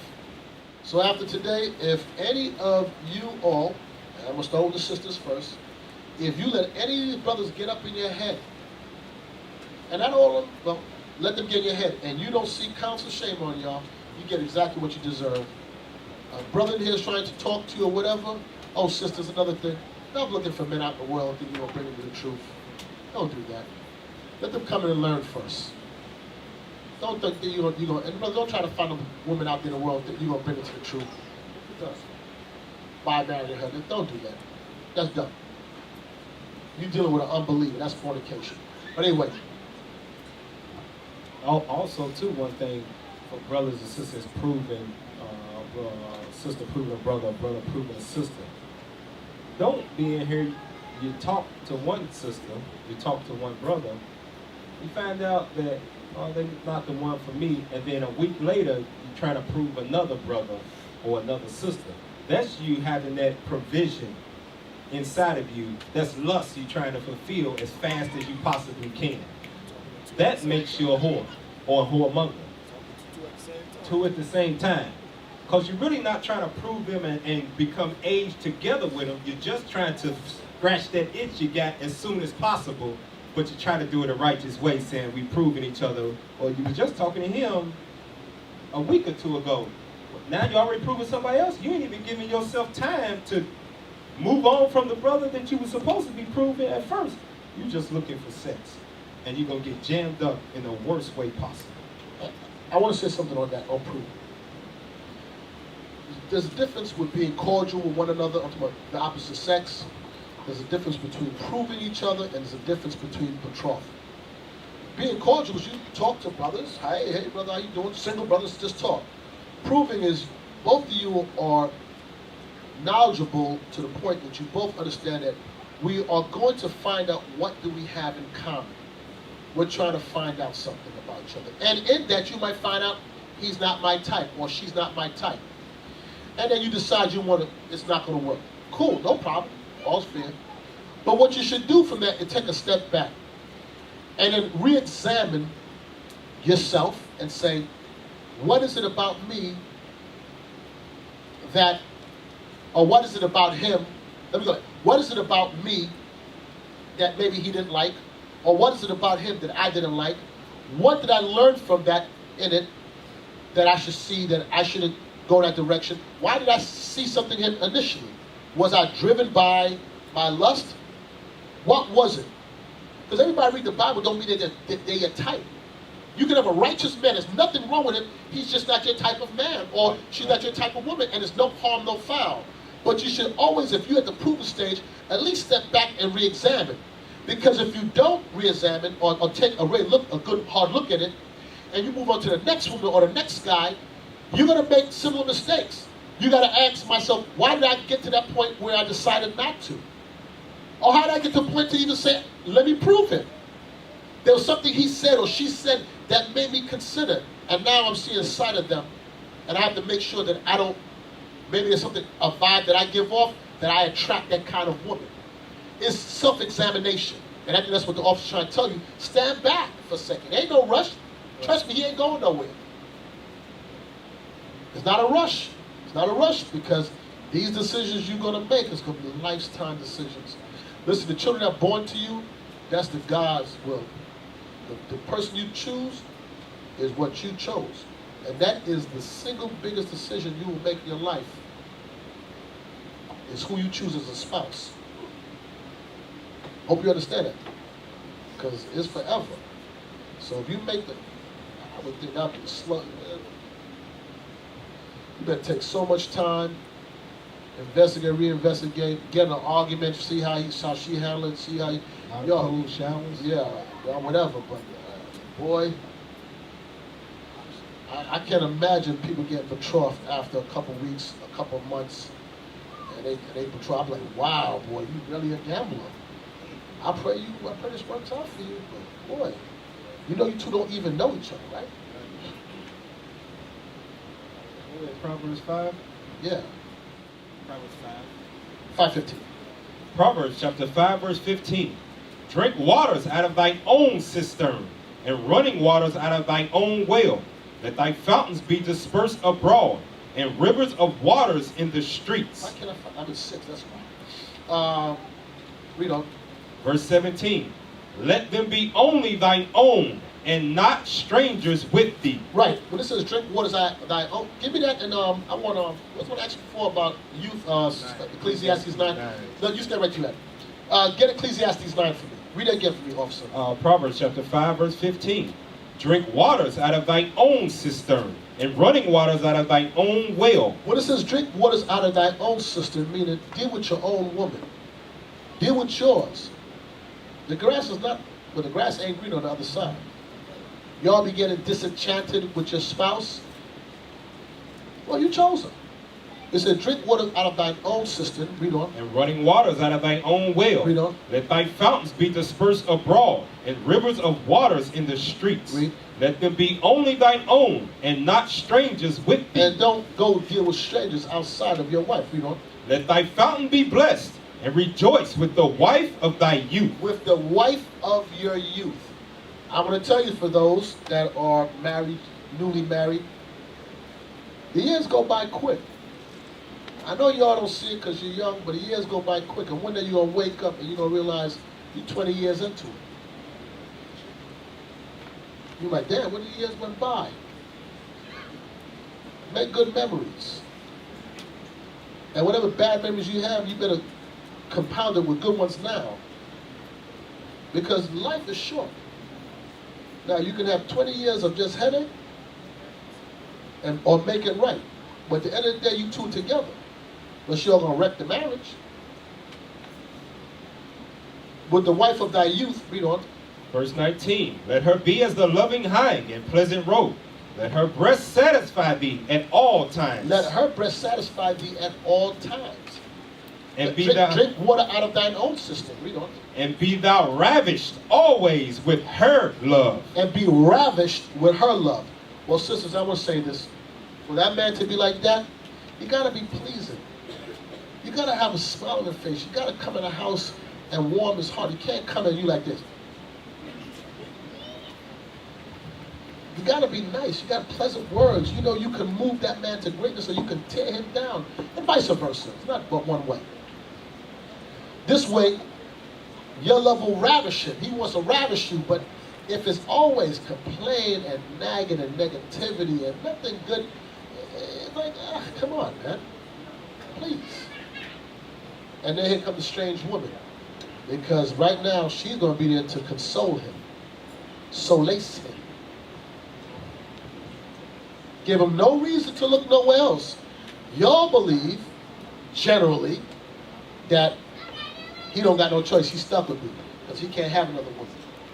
Is that the reason why you want your man to be with you, or you want to be with you because he wants to because there's nobody else? A lot of you want to think because you got him trapped. You don't want a man trapped. You want him, you want to unlock the door and he keep on running home to the house. He trying to break out. It's a skill that you all have, but in many cases, not used. Not used. Our foremothers had that skill. When they made the men yield to them because of their righteousness and their wisdom, and they know how to speak. We'll go to that in a second. Yes, sir. 1 second. Yes, sir. Shalom. You mentioned cordiality. Is there different levels to proving A spouse? Yes, sir. Oh, well, I think, I believe so. And I'll tell you the first is friends. You all speak in the school as friends. Friends don't have no real deep, like friendship. Like, hey, brother, shalom, sister, you two talk generally. It ain't no real personal conversation. But then when it's time that you try to prove somebody, you kind of two realize that I'm single, you're single. Are you attracted, or do you see something in me? Yes, I see. Okay. So let's all find out. What are your likes and dislikes? What's your aspirations? What do you want? But if you go to, yo, so what you got on? Oh, God. Ain't that, wouldn't that be so damn lame? You, oh, no, nothing. Hey. So, yeah, there are levels. And then once you get past the proving stage where we've talked enough, we've been monitored. Sister, don't be on the phone all day with them. I'm telling you, you can't talk for 5 hours every day. The conversation going to turn to sex. I'm telling you what we're going to do. We're going to find a way to talk about sex. We ain't got that many words anyway. Yeah, you got much to talk about. I'm telling you what we're going to talk about. We're going to find some slick way to bring it up. Has that ever happened to you, sisters, before? In the world, in the truth, you don't know. If you are you on dumb mode? We're going to talk about sex. I'm telling you. Proverbs 5:20. And why wilt thou, my son, be ravished with a strange woman and embrace the bosom of a stranger? Right, embrace the bosom of a stranger, a proud woman. A woman that's not your wife. Why would you do that? There's no justification for it. But sisters, which one? Yeah, there's no justification. But sisters, make it very difficult for that man to go and do that. Always look at yourself and say, what have I done to be the best wife that I could be? Even in some cases, when your husband is not the best man he could be, it doesn't change who you're supposed to be. A lot of times your reaction is based off what you get from them. He ain't right, he ain't doing right, so I'm going to be the same way. No, don't be that kind of woman. And we're going to read that in a second too. Give me Live Joyfully. Ecclesiastes in the Bible, Ecclesiastes chapter 9, verse 9. Live joyfully with the wife whom thou lovest all the days of thy life, of thy vanity. It says, live joyfully with the wife whom thou lovest. Because what happens in marriage, sometimes the thrill is gone. You know, it's like, you know how the brand new car is? You like riding around, and after a while, wheels start running down. Like, nah, I don't want to drive it so much anymore. Tune it up. Give it a new paint job. But that's what you're supposed to be driving.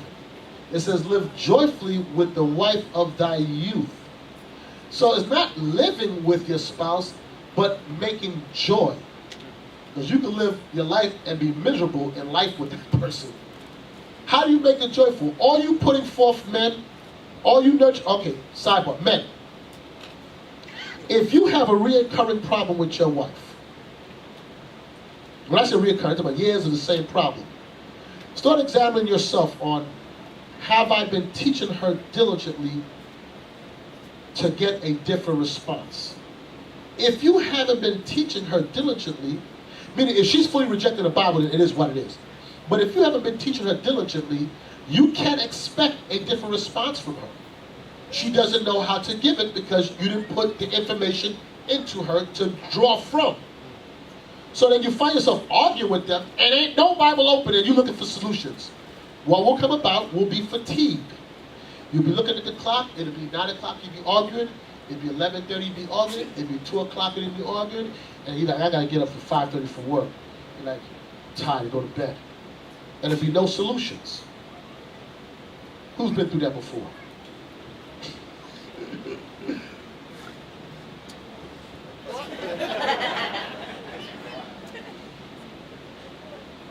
And you be talking in circles, it'd be that Shutter Island stuff. Because you be repeating the same stuff. Okay. All right. So it says, live joyfully with the wife of thy youth. Watch this. Whom thou lovest all the days of thy life, of thy vanity. In your short life, you know. Which he hath given thee under the sun. Read. All the days of thy vanity. For that is thy portion in this life. Hey, that wife you chose is that portion in this life that you got. So, take your time before you choose. And when you choose, you better learn to live joyfully with her. And you better learn to live joyfully. Because I'm telling you now, sisters, it's like a trickle effect. If he ain't happy, he ain't going to make you happy. And it ain't going to work. So your job is to support him and try to do all you can do to make him pleased. And it's very simple, I would think, unless he's just crazy. I hope you don't find a crazy one.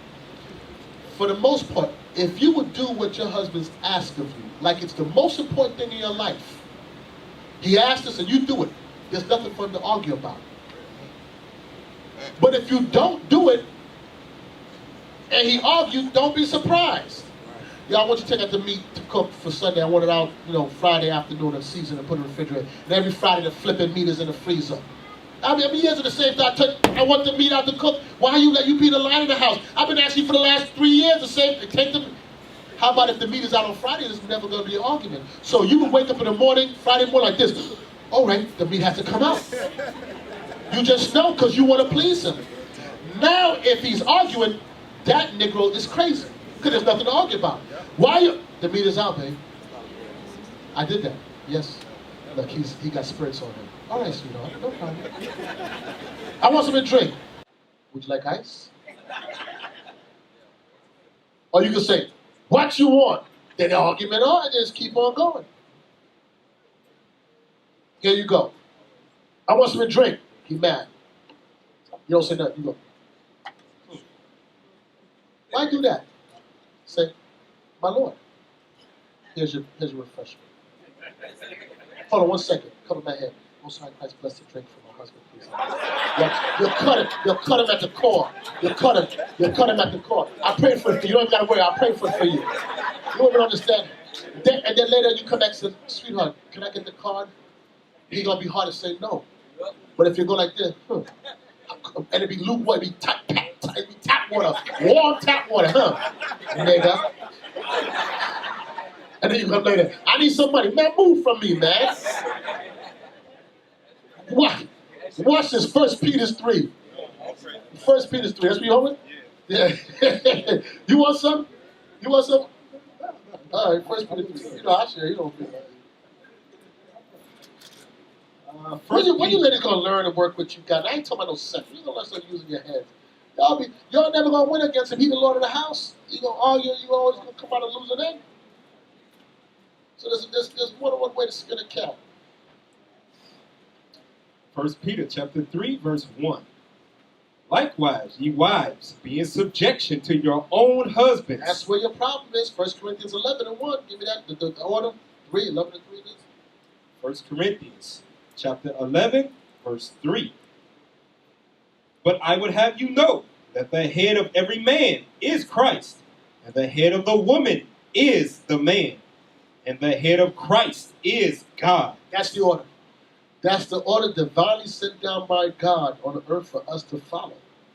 And we will stay in this captivity until we put this back in action. God, Christ, man, and woman. And for the most part, we don't have a problem with God, Christ, and man. Is the woman part right there. Is where the variable is. That's where the problem is. And not in all cases is the woman's fault, because the man doesn't, one, carry themselves like God's they're supposed to. And it's because you just don't know. And you're being retaught now. And you women don't know how to carry yourself like women because you're being retaught. And you're learning. So you two can learn together and let God govern you. But the problem is right there, that man or woman. Because the white man told you all that you're equal.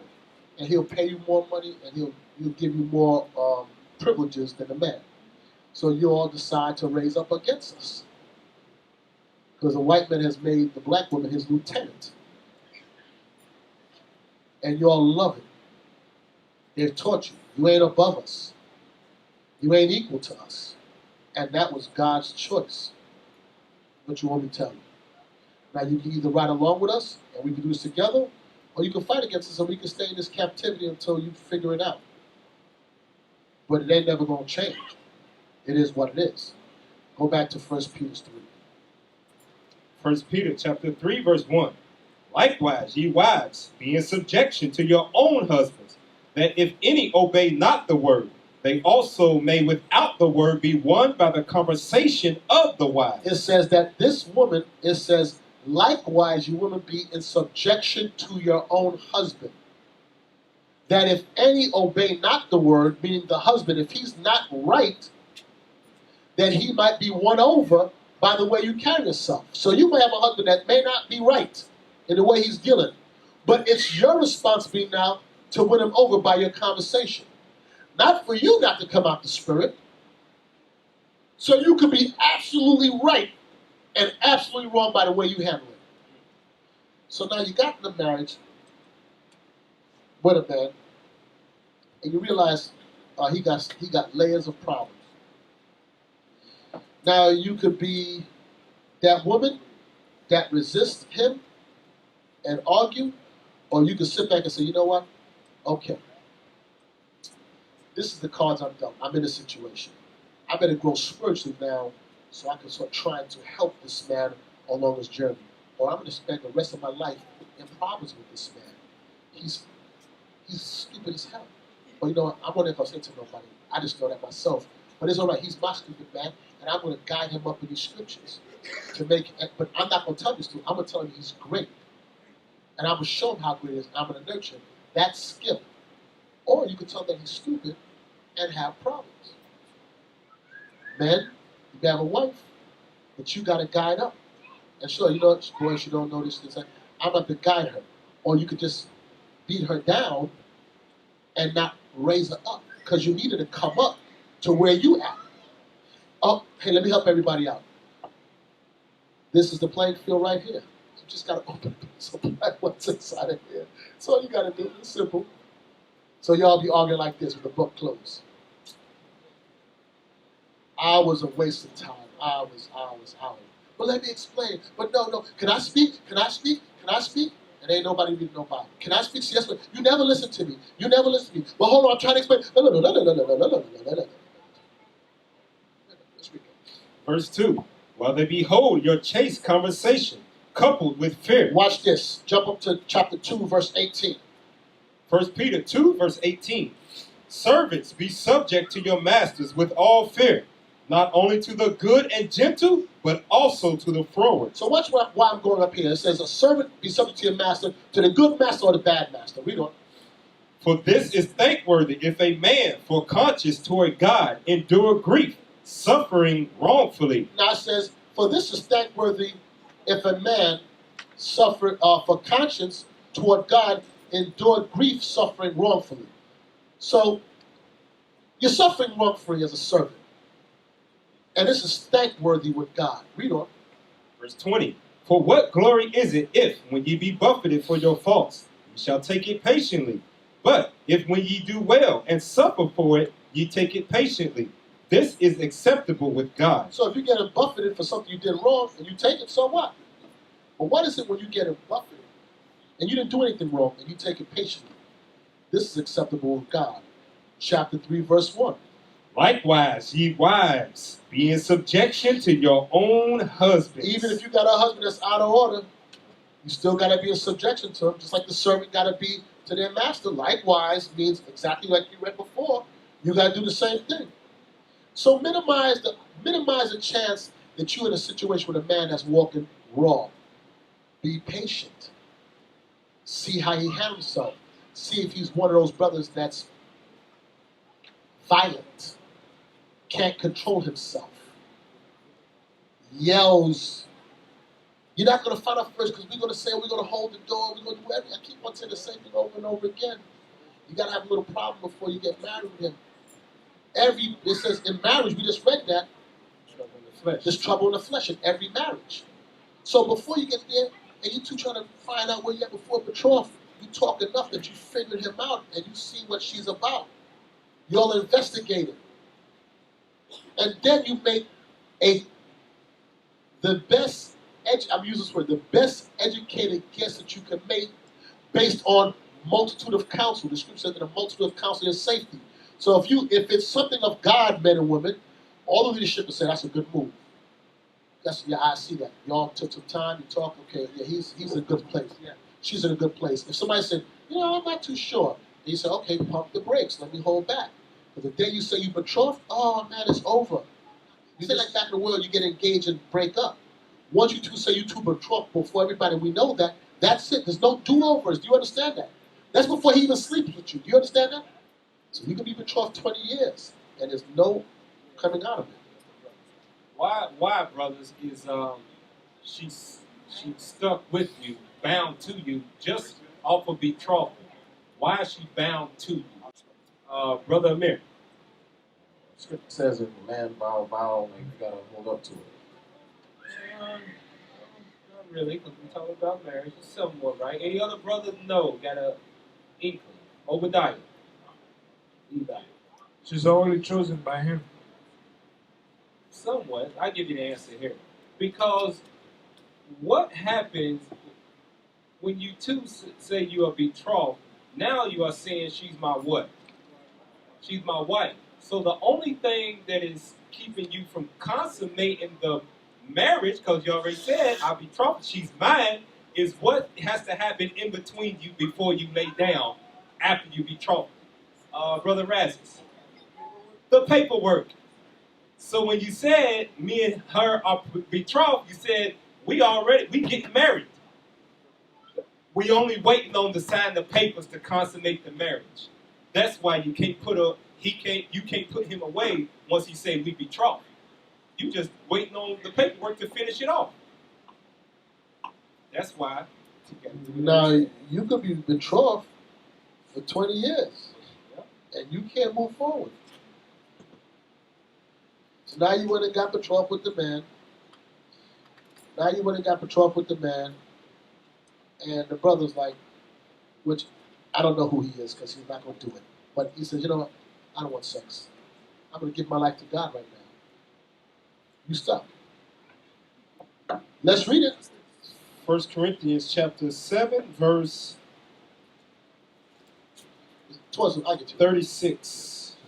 But if any man think that he behaveth himself uncomely toward his virgin. So if a man think that he's behaving himself uncomely, not right towards his betrothed, his virgin. If she passed the flower of her age. And she passed the point of childbearing. Read on. And need so require. Let him do what he will. He sinneth not. And he said, and need so require. He's like, I need sex now. Let him do what he do. He sinneth not. Let them marry. He said, he sinneth not. Let them consummate and go on with the rest of part of. Because it's betrothal, the marriage paper, then it's sex. All three of those are different components of what ends up being a marriage. So from the time you get betrothed, you're bound. There's a contract. There's no breaking contract unless it's dead. Then the contract gets signed, and then you get the goods. Sisters, y'all be given the goods up front before no paperwork. Listen, let him sign the paperwork. He don't sign nothing, and then he done tap it, and he gone, and whatever, and you screwed. Leave you a nut, he dropped dead, Lord forbid. His mama bury him as a Christian burial, take the money, and you're screwed. You don't let him sign the paperwork before you give it up? Lord, y'all crazy.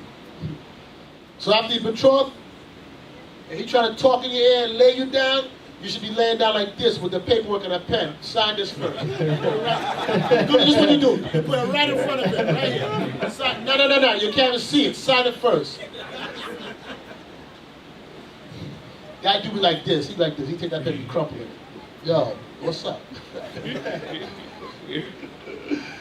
Read on. Verse 37.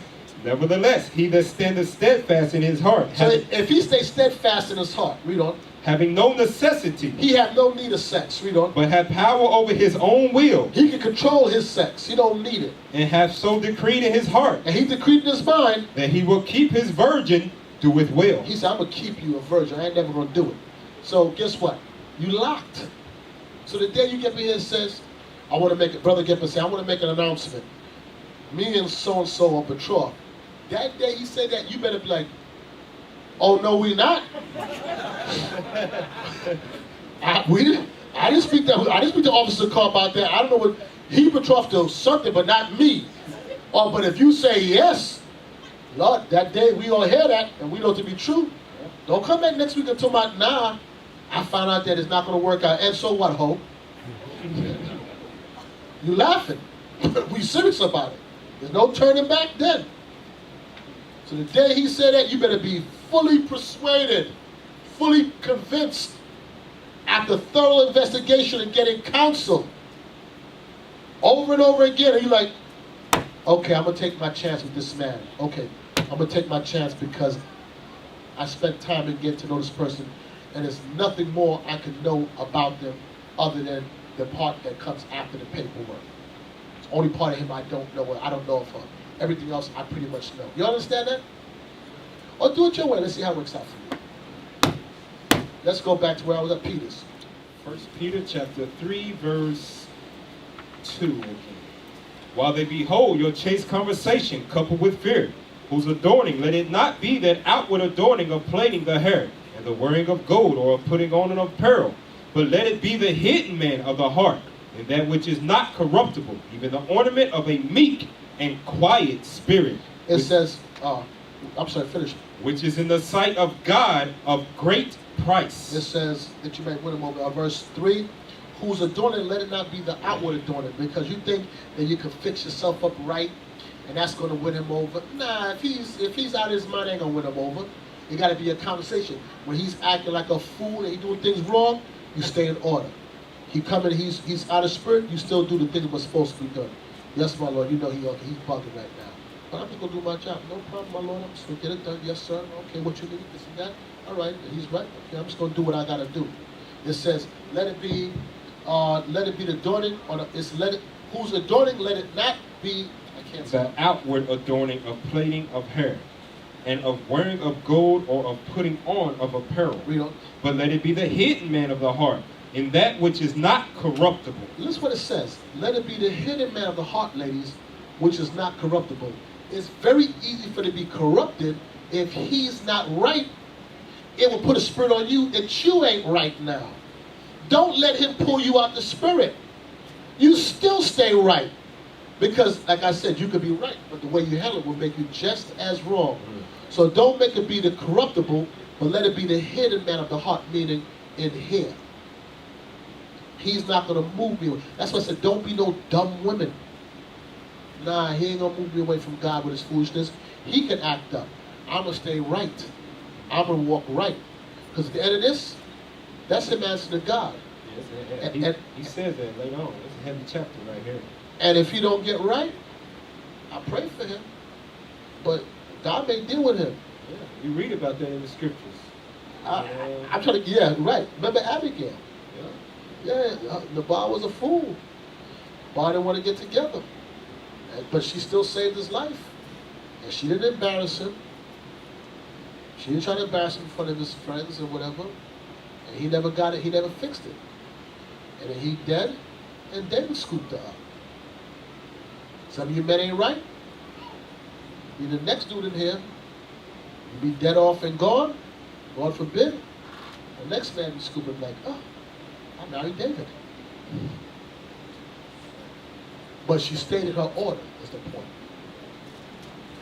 Read on.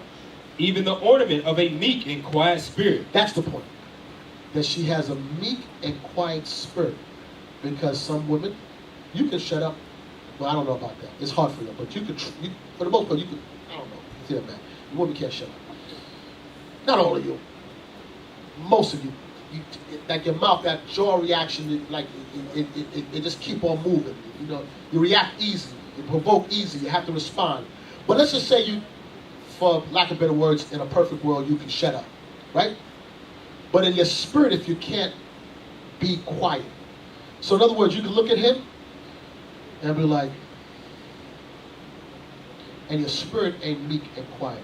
You got to look at him and know that he's wrong and be like, I pray for you, I love you, get right. And that's hard. Because of showing your faith. Here's your food.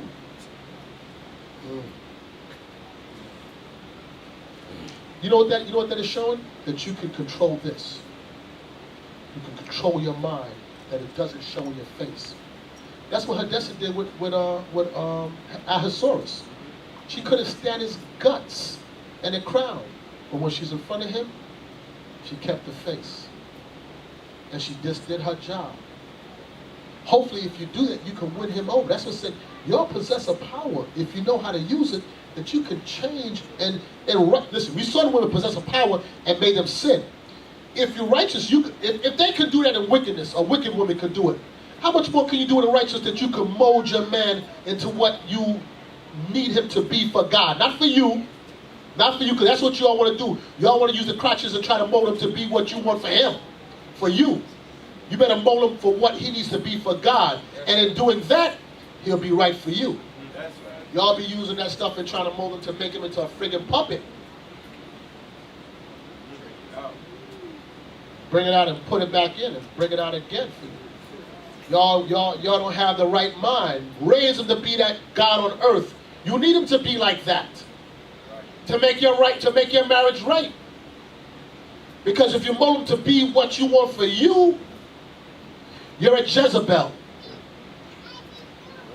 You're a Jezebel. And you bewitched him. You're his helpmeet. You're supposed to have his mind. And if his mind ain't right, you fix his mind with wisdom.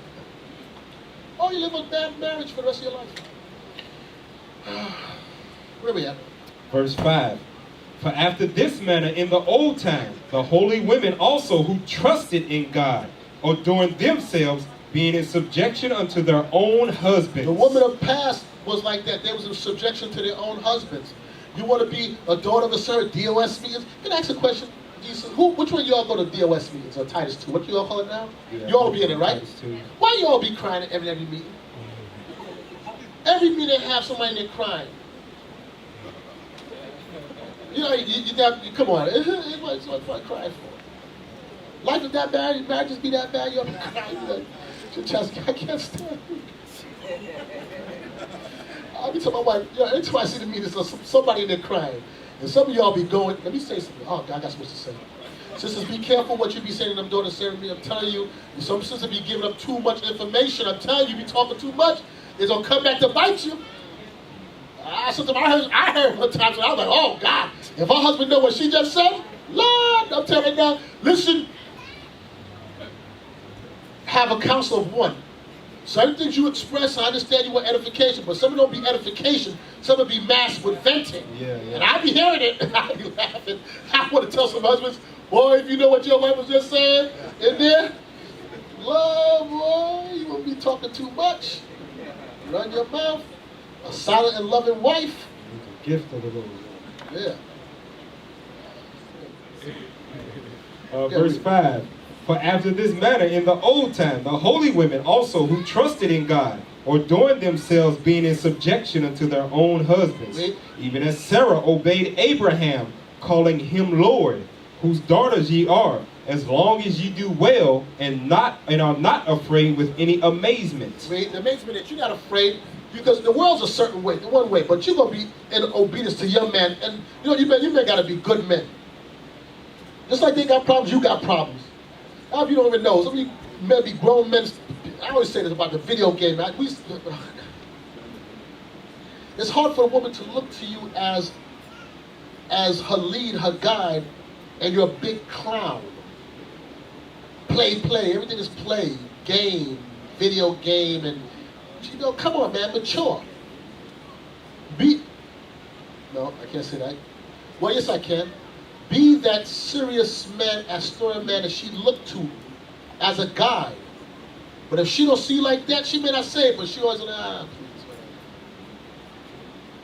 She need a lion, a righteous man. Not a lion in the house, but a righteous man that she respects and honors. But if you don't carry yourself like that, you there years and you still don't know the scriptures, you can't explain, you've been fumbling around here. If you're here for years, you should be leading. In some capacity. I'm not saying everybody's going to be officers, but in some capacity. But if you're here 5, 6 years old, you ain't nowhere. Come on, man, you're a joke. Come on. Verse 7. Likewise, ye husbands, dwell with them according to knowledge, giving honor unto the wife, as unto the weaker vessel. Now here you go. Now giving honor unto the wife, as unto the weaker vessel. What does that mean, brothers? Shalom. So you have to deal with the weaker vessel. She's immoral. You have to deal with her on those tendencies. How to speak to her, say kind things to her, and deal with her with knowledge according to the scriptures. Yeah, somewhat. Yeah. I'm looking for certain words to see if you. What you said? Let me hear you. Young man. Shalom, Brother Uriah. Just like how you ain't right, she ain't right, so you're going to need patience to grow and develop. Read what it says. What did it say? 1 Peter chapter 3, verse 7. Likewise, ye husbands, dwell with them according to knowledge, giving honor unto the wife, as unto the weaker vessel. Okay. Give me the answer. 1 Corinthians. 1 Corinthians chapter 12, verse 22. Nay, much more. These members of the body, which seem to be more feeble, are necessary. Okay. Feeble and weak say the same thing. Parts of the body in a person's body that you think are less comely or not necessary, like in comparison to the heart, right? Or the head. The big toe's not as big as the deal, right? But you need that big toe to keep your balance, or you'll bust your head wide open. So it may not seem to be important. You understand what I'm saying? Parts of the body, like your eyelash, or this right here, it keeps the sweat out your eyes. When you're without it, you'll recognize how much you need it. It's telling you about a wife. Brothers that have wives, think about your life. If you have wife and children, think about your wife. And remove her out the picture. Who's getting up changing diapers? I'm going to tell you right now, when my wife had the firstborn son, oh, yeah, I'll be up, I want to feed the baby, change diapers with my firstborn boy, whatever. Man, listen, get up. You joking? Nah. Yo, come on, man, he crying. I don't get up for what? Shut up, I'm not getting up. Remove out the picture, and you like this, and you be hitting the other side of the bed, and be no wife, you're like, oh God, baby, cry. You your eye bloodshot, you stressed. Trust me, men that got wives, Especially if your wife is worth something.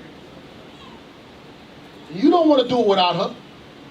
You can act like the tough guy, but you be that dude after the high holy day trying to get an extra plate of food to go home with. Yeah. Married maybe like, nah, don't worry about that. I'm good.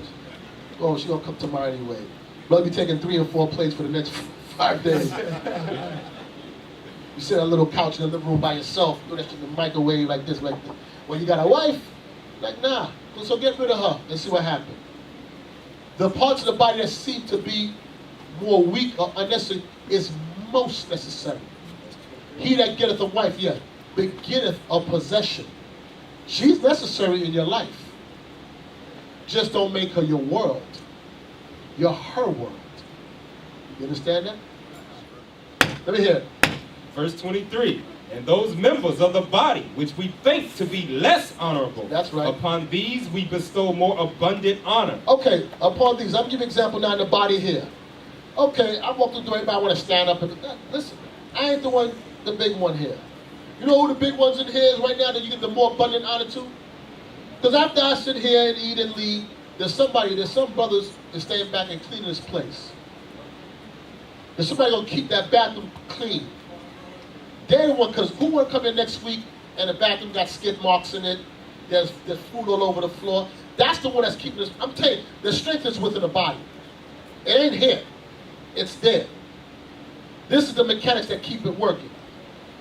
God said, upon them we bestow the more abundant honor. Because all I'm doing is reading the Bible out loud.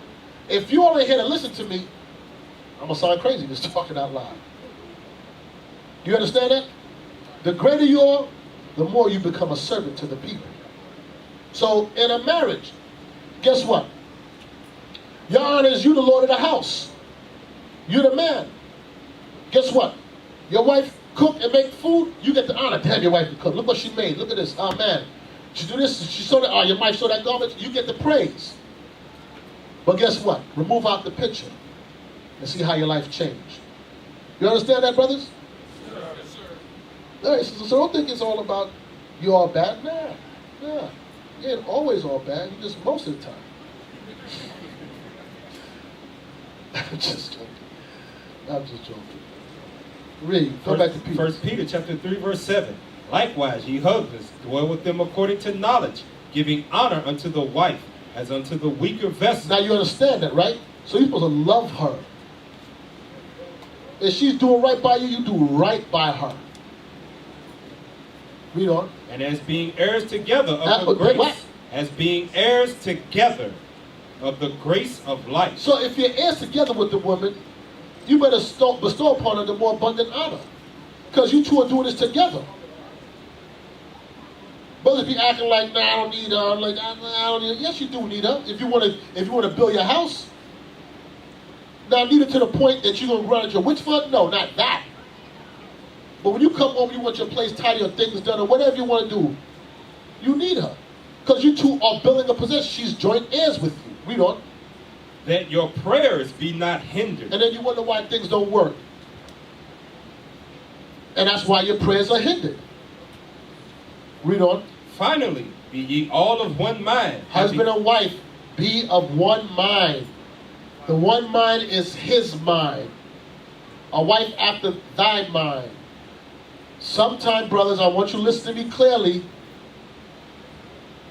I want you brothers to listen to this clearly. You have some women that are really good at what they do. I want every brother paying attention to me. There's some women that are really good at what they do. And they will program you. Meaning, they will be in your ear. And you be thinking it's your bright idea, and that's them talking to you. You better be careful. You understand me? You brothers understand what I'm saying? Yes, sir. No, you don't. I'm going to explain to you. My wife talked to me, I'm telling you. Those that know me, I don't be listening to my wife. Really, I don't. Unless she come with a script like that, for the most part. And I'm talking about like everything conversation or whatever. But like, yeah, but let me tell you what happened, so I do not listen. And she be talking, I tune her out. I tune my wife out. Nah, I'm not interested. Now, if she quote a scripture, I'll go, so what did you say next? Okay, let me hear what you're saying. But women be talking with emotion a lot of times, most of the times, all the time. What I feel, what I think. I don't listen to that because she's programming your dumb behind, and then next you know, you be angry because she angry at that sister. You like, yeah, she did. You walk in here with an attitude. I've seen it happen. I might be trying to argue like, what? So you didn't hear me? What you said? Huh?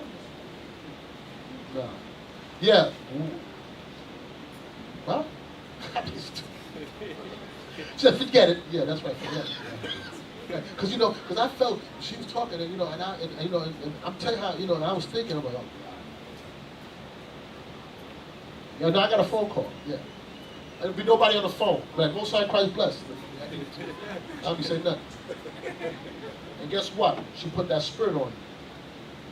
Be of one mind. That mind is whose mind? Your mind. But if your mind ain't in the scriptures, then it's going to be her mind. Read. Finally, be ye all of one mind, having compassion one of another. Having compassion of each other. Loving your husband even if he ain't right. You dare trying to nurture him, and you brothers love her because she's the weaker vessel, but you don't want to do this without her. Read on. Love as brethren. Hey, how many of your marriages that you have, don't answer it because I don't want you to go home with problems tonight, this is rhetorical. How many of your marriages, husband and wife, you look at each other like you're best friends? I ain't talking about you new married people. I'm talking about you people that married got a little length to them. And more than, if you got more than 3-4 years, no, that's rhetorical, brother. Don't add me. You say you do? Oh, don't let me ask your wife, because if she say no, Lord. Okay, don't ask that. Okay, I tell you, don't raise your hand. Don't put yourself out there, because I'm going to end up asking questions. Wife like, then women get a little out of it. But anyway, listen. How many of y'all can say that you best friends with your wife? It's hard, man. It's hard after so many years of marriage. You be like, it's hard.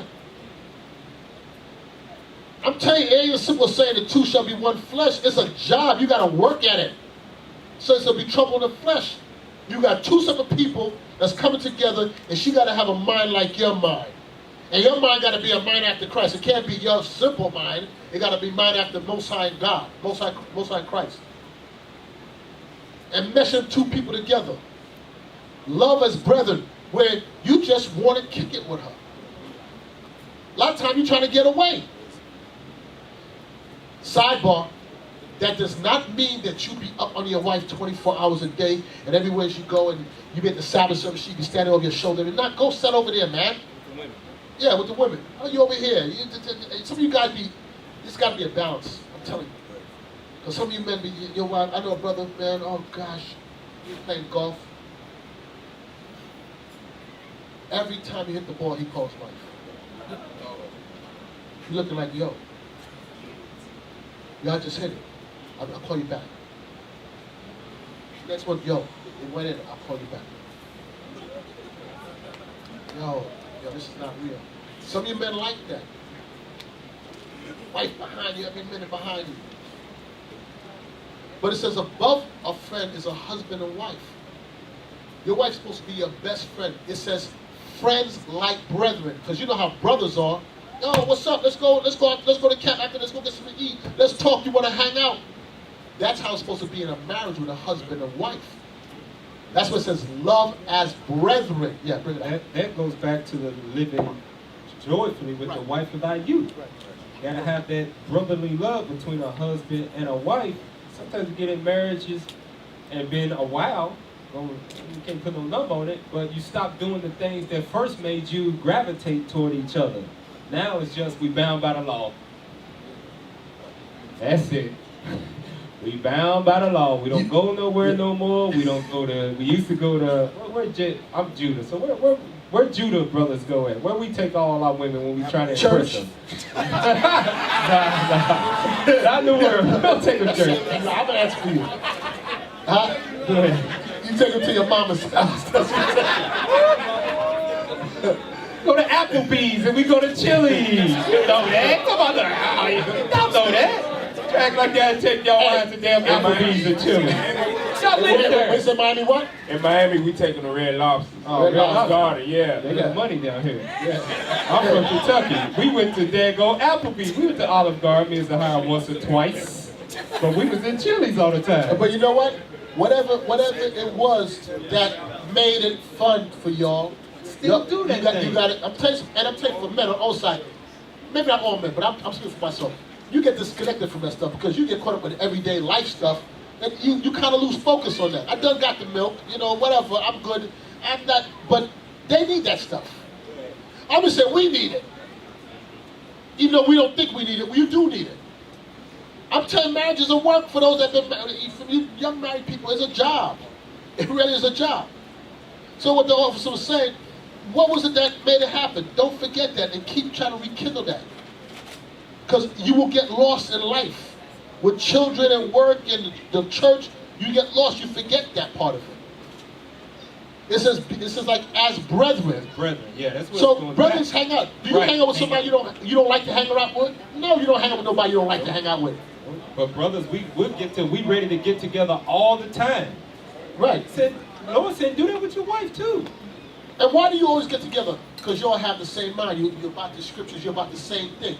Every beast consorted with its own kind.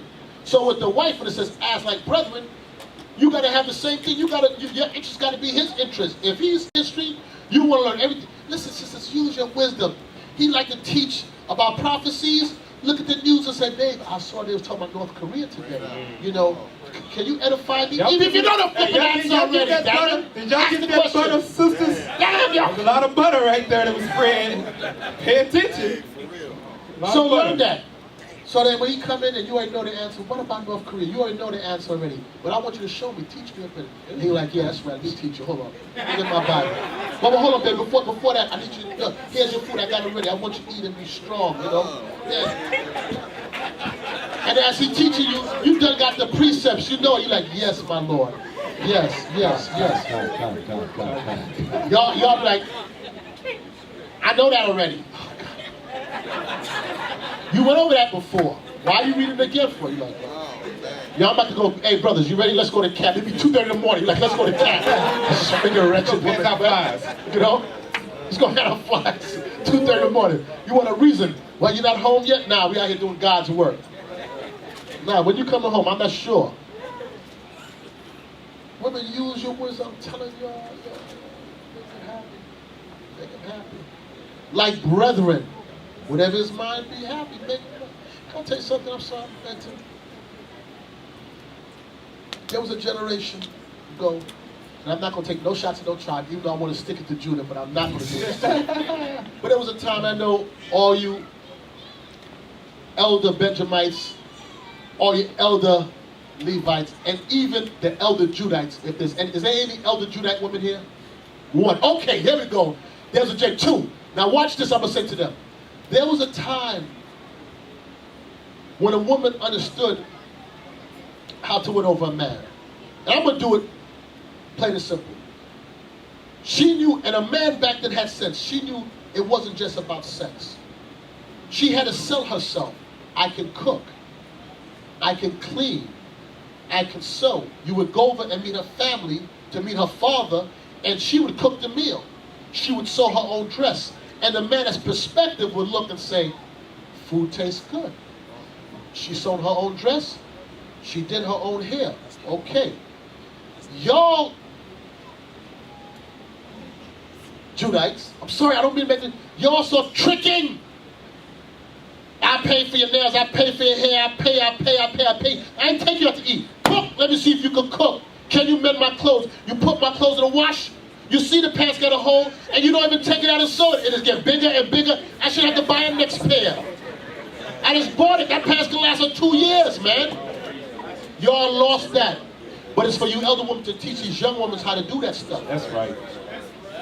And it's for you men to demand that from your women. Shirt go in and out the wash with the same hole right here over and over again. Let me tell you something. Boy, I'm sounding like I'm going to... I'm telling you something.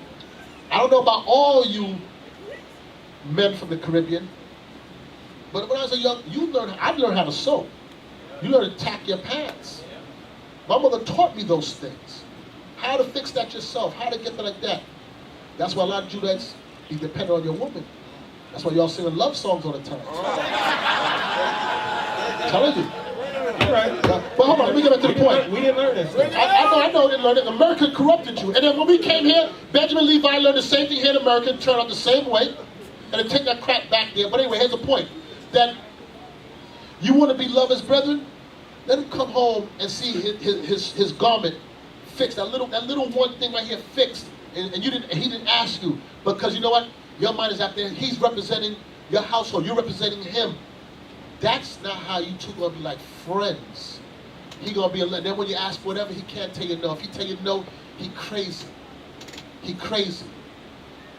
Simple things, y'all will miss that stuff. It be over your heads. Yeah, if he's a godly man, Yeah. his spirit will convict him.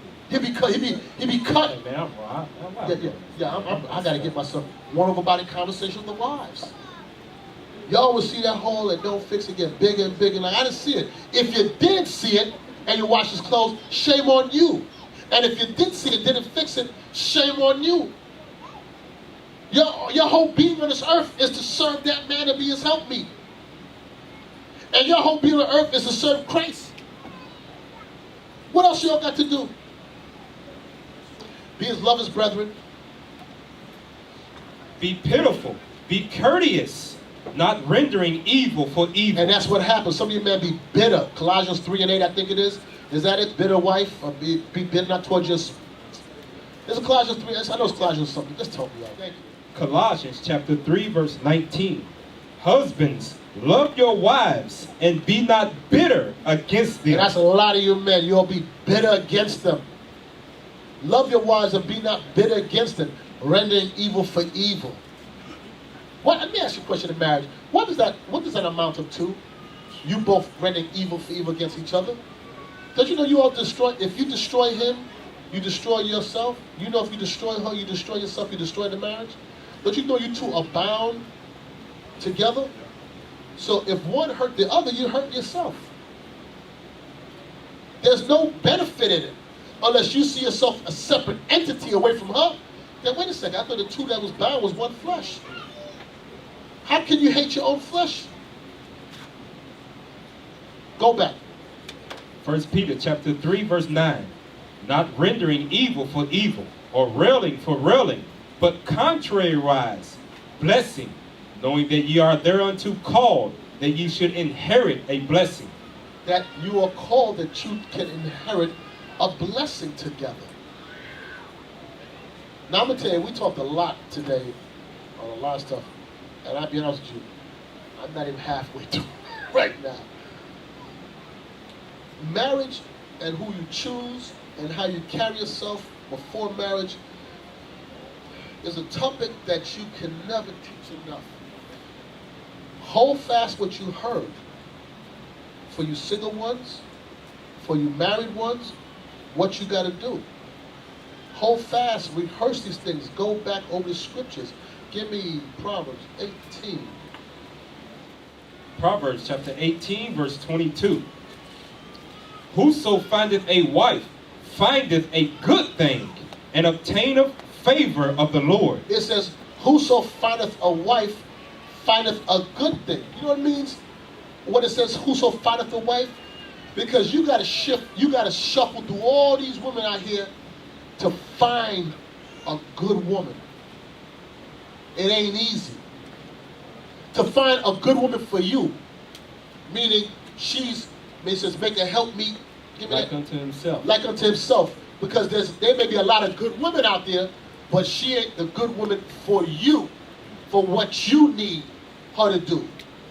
Some of you men will have a wife and you don't need her to be a super strong cook because that's not your thing. Some of us, we need, like my wife got to be a good cook because I would be a miserable husband. That's what I want. Some of you need a wife that is a working woman that go out there. To go out there, that's what you need. But if she don't have that in her, so you got to navigate. Some of you need women, you need a strong man that's domineering to keep you in check. Because some of you women are very strong-minded. If you have a weak man, it will allow you to become a Jezebel. I'm telling some of you women, your husband that's hard. That tells you, keep quiet, shut up. You got that man that says, oh, but babe, you'll swallow him. You'll swallow, his spirit too timid for you. Some of you women need a more delicate man that talk to you and say, well, I don't know about that. I can't process. But you know what I mean, right? You need one that may be a little more, what's the word I'm looking for? Help me out. Charismatic. Whatever it might be. Some people don't need that. Whatever the case may be. But it says you got to find out. If you find a wife, you got to find one that's right for you. And it's never going to be behind that. That mind, not that mind.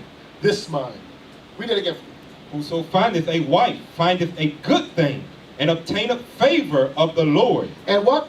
And findeth favor of the Lord. And findeth favor. If you find a good one, you found favor from God. Because you're going to go out there and gamble, roll the dice, and come up craps. If you find a good one, man, you found favor from God. You understand that, brothers?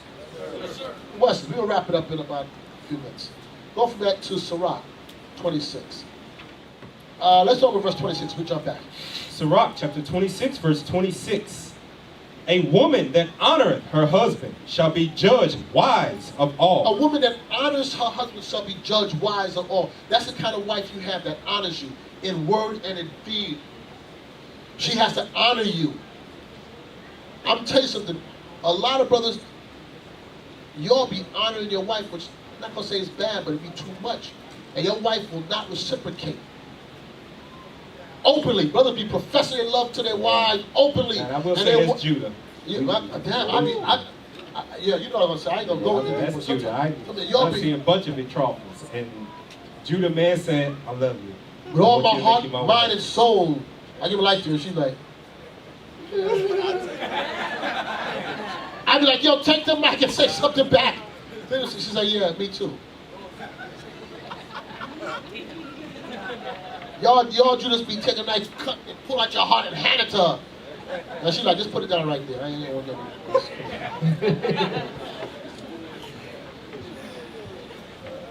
Read it again. A woman that honoreth her husband shall be judged wise of all. Your sisters should always speak highly of her husband. And even when he ain't right, you still shouldn't be speaking negative of him, because hopefully you can try to win him over and get him right. Now, give me somebody just wicked, I get that. But I'm trying to say, a lot of times men, they go through phases and they making wrong decisions, but you know they love God. They're making just bad choices right now. They just got to fix it. But y'all be taking that as a moment now to figure run him into the ground. For what? That's your marriage. Into the ground. You need to help build him back up. We don't. But she that dishonoreth her in her pride, him in her pride, shall be counted ungodly of all. She dishonored him in her pride. Her pride is she doesn't want to humble down to what the scripture says. 1 Peter 3. In her pride, she said, no, no, no. She shall be counted ungodly of all. Your whole being is to honor your man. So let's go all the way back. Be careful who you choose. Because you might have to honor a fool. Go figure. Jump back up in the chapter. We're going to have a couple more verses. I'm going to let it go. Sirach 26, verse 13. The grace of a wife delighteth her husband, and her discretion will fatten his bones. Her what? Her discretion will fatten his bones. A man likes a woman. A man should love a woman that is discreet. Sometimes, and I'm going to give you an example. You have problems with your husband, you be discreet. You handle that business at home. You don't be here. I'm going to be in the car.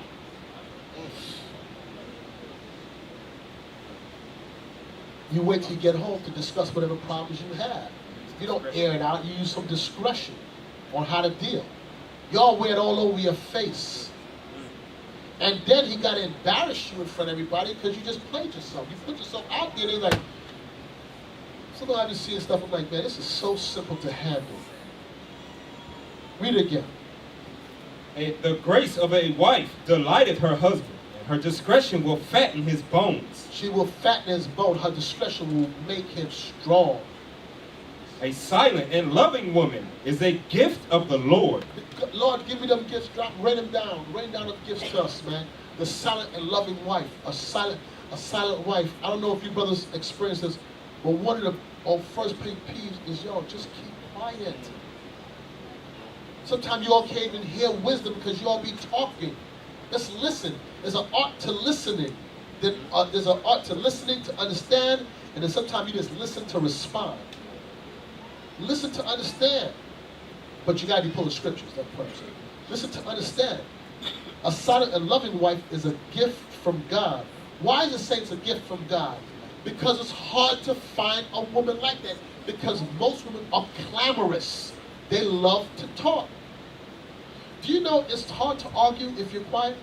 If he's tripping and you're not saying anything, and you just get quiet, and he's just yelling, after a while he's going to get tired of just yelling. And when he's finished, did you understand? Yes, my Lord. I'll make sure I fix that. So, if he's still yelling, he's crazy. Because you know he's going to yell? When you like this. He's going to say, look at me. I said, I'm talking to you. Look at me. You're like, see, that's what you just keep it going on and on and on. You just look at him. Yes, my Lord. You whisper so low he can't. Did you hear what I said? What did you say? I said, yes, my Lord. What did you say? I said, yes, my Lord. Speak up. Yes, my Lord.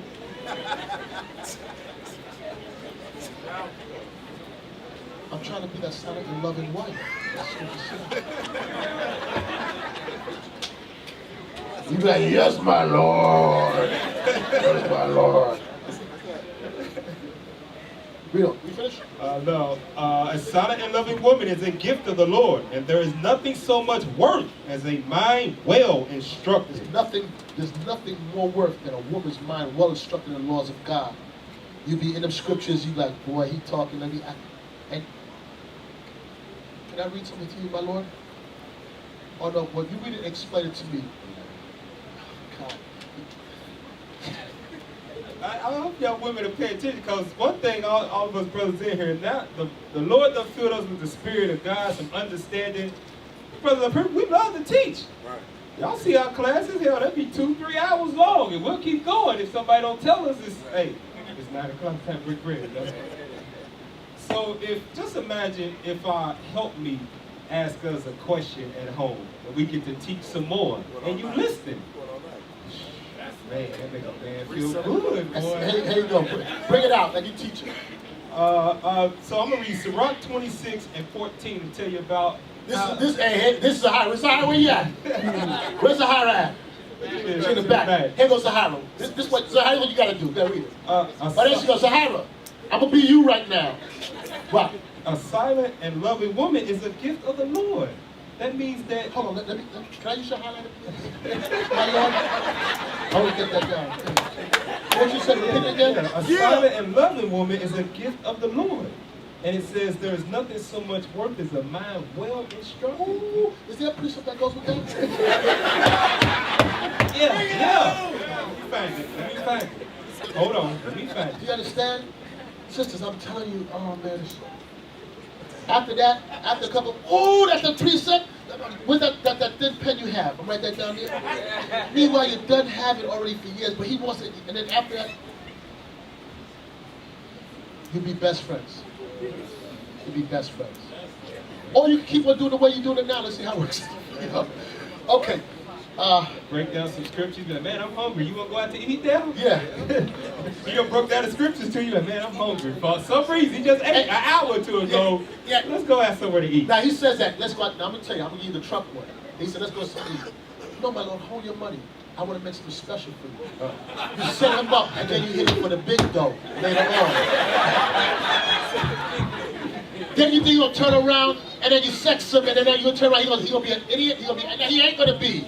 You got the scriptures from him, you fed him, and you sex him, and then you ask him for something. He'll give you his friggin' arm. All that stuff that you've been yapping to him about that he ain't really trying to do, After all that done been done, he's like, hey, I need a house you know payment. what? He's like, I'll pay. He be 2:30 in the morning. He be in the tape on the wall. That's what people talking about. Yeah, I think I'm gonna start doing that now. I'm gonna look into that some more. And then you quiet afterwards. You don't talk. And then when you do speak, you choose your words wisely because your mind's well structured. So, you think you can pay? He's not going to go, no! He's not going to act like that. He might say, not right now. All right, when you see fit, my Lord. You cut him. I'm telling you. When you see fit.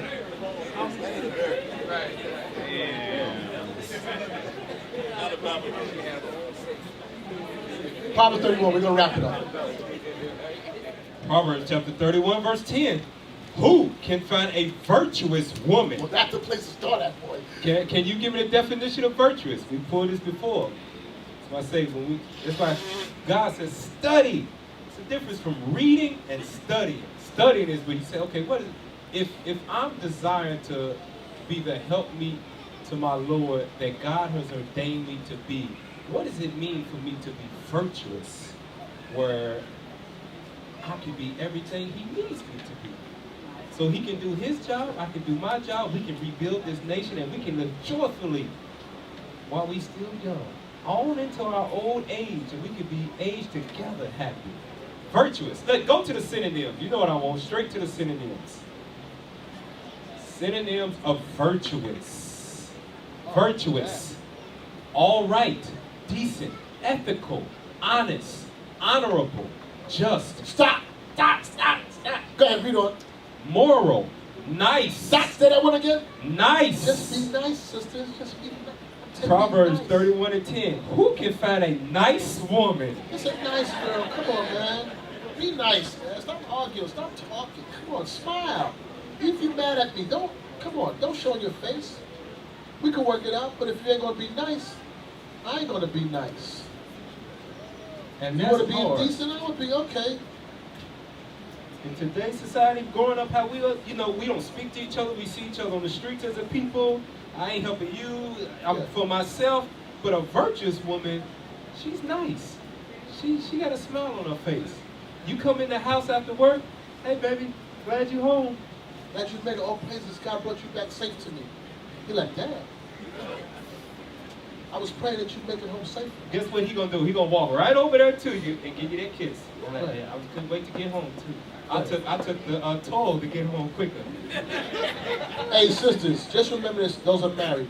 Just try this. Your husband walked through the door after you haven't seen him for the day or week, whatever, and just say, praise to the Most High that you made it home safely. You take that man's heart out his chest and hold it. When these brothers come back in from camp, y'all should be clapping. All praise to the Most High brought you men back safely from doing the work. And then you ask the brothers, can you get that for me? He's like, yeah, you carry your car.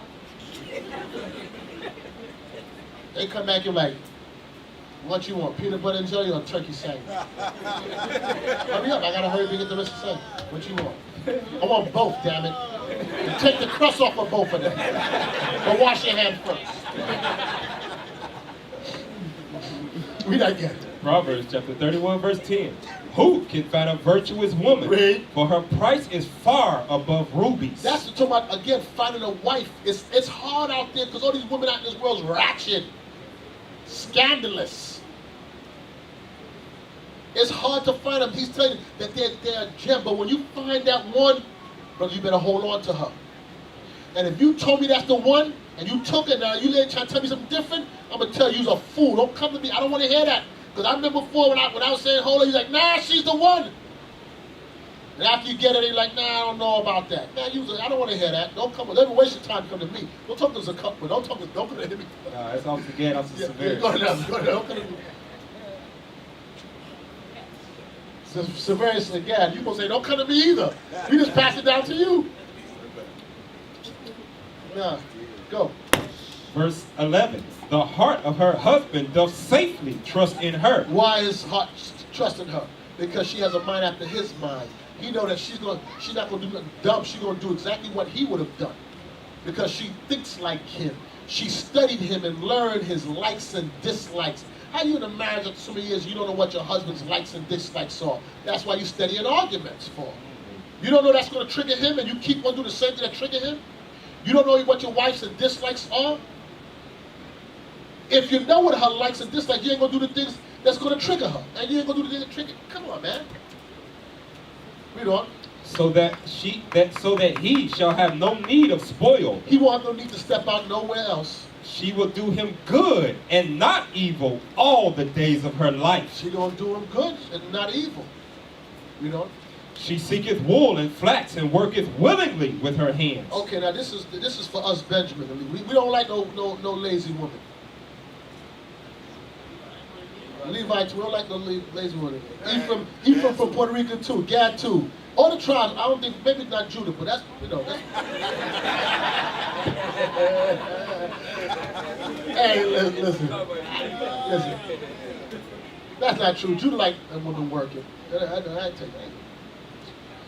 Verse 14. She is like the merchant's ships. She bringeth her food from afar. She riseth also while it is yet night, and giveth meat to her household. You know, when I hear this, even though I know on some levels, well, in worldly, that women, families in the world are wicked. But when I read this, I see a lot of my mother and my grandmother. My mother used to be, I'll tell you, on Sunday morning, my mother would be up, I don't even know what time, I used to wake up. I wake up Sunday dinner done cook when I wake up in the morning. I be waking up to Sunday dinner. It's supper time. I mean, I don't get up my house, you can't get up 3 o'clock in the afternoon. Nah, every day you up early, 8, 9 o'clock, the latest maybe, on a weekend. And food, if it ain't done, it's on the stove cooked. That's what wake you up. The women worked different. There was a different type of woman back then. They'd be the last to go to bed, shut down the house, or first to get up. The job of the man is to provide, and then my mother worked too. And his job was, the man's job is somebody breaking the house. He gonna be the one to get up. She stay in bed. I know a Judite, and I'm not exaggerating. That one time, if this was happening, I'm sorry, you think I was taking a jab at Judah, but this is real stuff. When I say you're gonna remember it, there's a Judite laid up with his wife in bed and heard some noise and told his wife to go check. You know what I'm talking about? You remember that? Look. I'm gonna tell you so you know. He told his wife to go check. Lord, if that was my daughter's husband, I'd have beat him. Y'all had to demote me. I'm trying to beat him. Yo, you told a woman go check. I couldn't imagine. I'm trying to imagine a woman looking like, yo, that's the time you gonna say, y'all messed up. Y'all had the wrong dude right here. And then you still gotta smile and say, you better go get a concordance and find all the scriptures on being brave. And put them in little posters all around the house so he can learn that. Because Lord, I can't imagine telling her like that. You know what? For her obedience and subjection to you, you got to give your life for her. But it's kind of hard to give your life if a woman can't shut up. Because you know, if you can't shut up, I ain't getting up that bed. No, I ain't moving. You go check. Now I'm going to sit right there with the pistol until they come around. I ain't going out there for not for you. Hell no. Nah. I gotta use the bathroom first. I gotta pee. You go check. I'll soon come. Hurry up. I'm gonna go check. I'll be right there. Go ahead. Verse 25. Strength and honor are her clothing, and she shall rejoice in time to come. She openeth her mouth with wisdom, and in her tongue is the law of kindness. And in her, she's opened her mouth with wisdom, and in her speech is the law of kindness. She's a hard-working woman who's pleasant. She has sense. That's the mirror that you're supposed to follow after. Give me her and her gates, the end of it. Verse 27. She looketh well to the ways of her household, and eateth not the bread of idleness. Ain't no man, she don't eat no idle bread. She ain't there all day home on Facebook, and you come home and she trying to feed you bully beef, and you just work all the nah, come on, you serious? That's what you cooking for me all the day? It's chicken, all this stuff, and you just go grab a can and put some green peas in it and try to feed, nah, man, that's dog food. Don't give me that. You home on Facebook all day my phone going off for alerts and you liking everything. There's still dishes in the sink. There's clothes on the floor. Nah, not the Proverbs 31 woman. She don't eat the bread of idleness. She working. On the phone all day. All day, so you doing all day. Sitting out there like that. Not on phone all day, man. Get off the phone.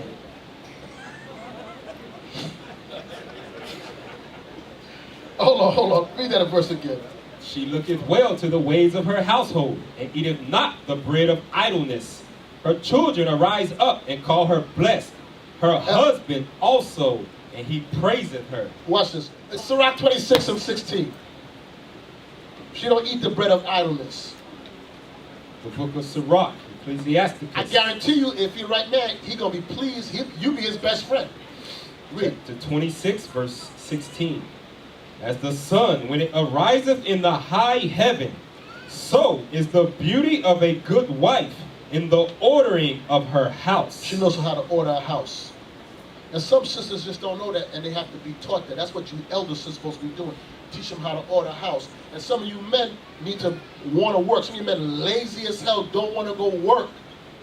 Find excuse, don't want to keep down a job. If you, hey, let me tell you something. I'm getting a woman some of it, but some of you men is real bums. Not in here, I hope. Real bums, don't want to work. Looking for the woman to maintain you. Nah, that's your job. It's your job to maintain her, not she maintain you. You brothers understand that? Yes, sir.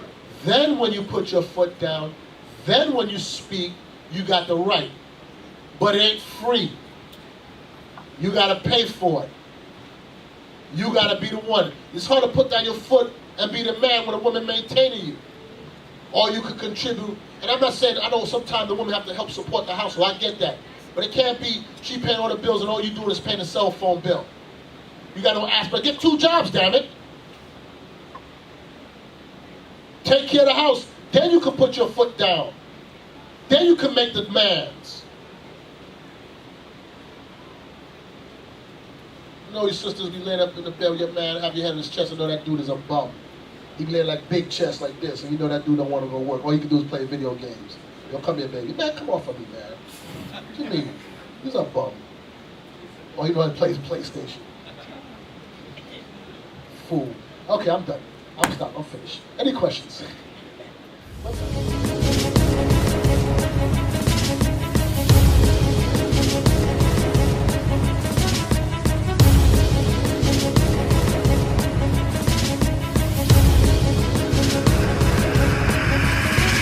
Shalom, Israel. I'm Elder Nathaniel, Israel United in Christ. YouTube likes to shut our channels down, as some of you have noticed, ever so often. Subscribing to join IUIC will assure you will always stay connected to our YouTube accounts. We want to do our best to make sure this truth gets out. Please click and join our subscriber YouTube channel called Join IUIC to stay linked to all of our videos. So again, please make sure you subscribe to this Join IUIC channel to get your latest updates on all our YouTube channels. Shalom.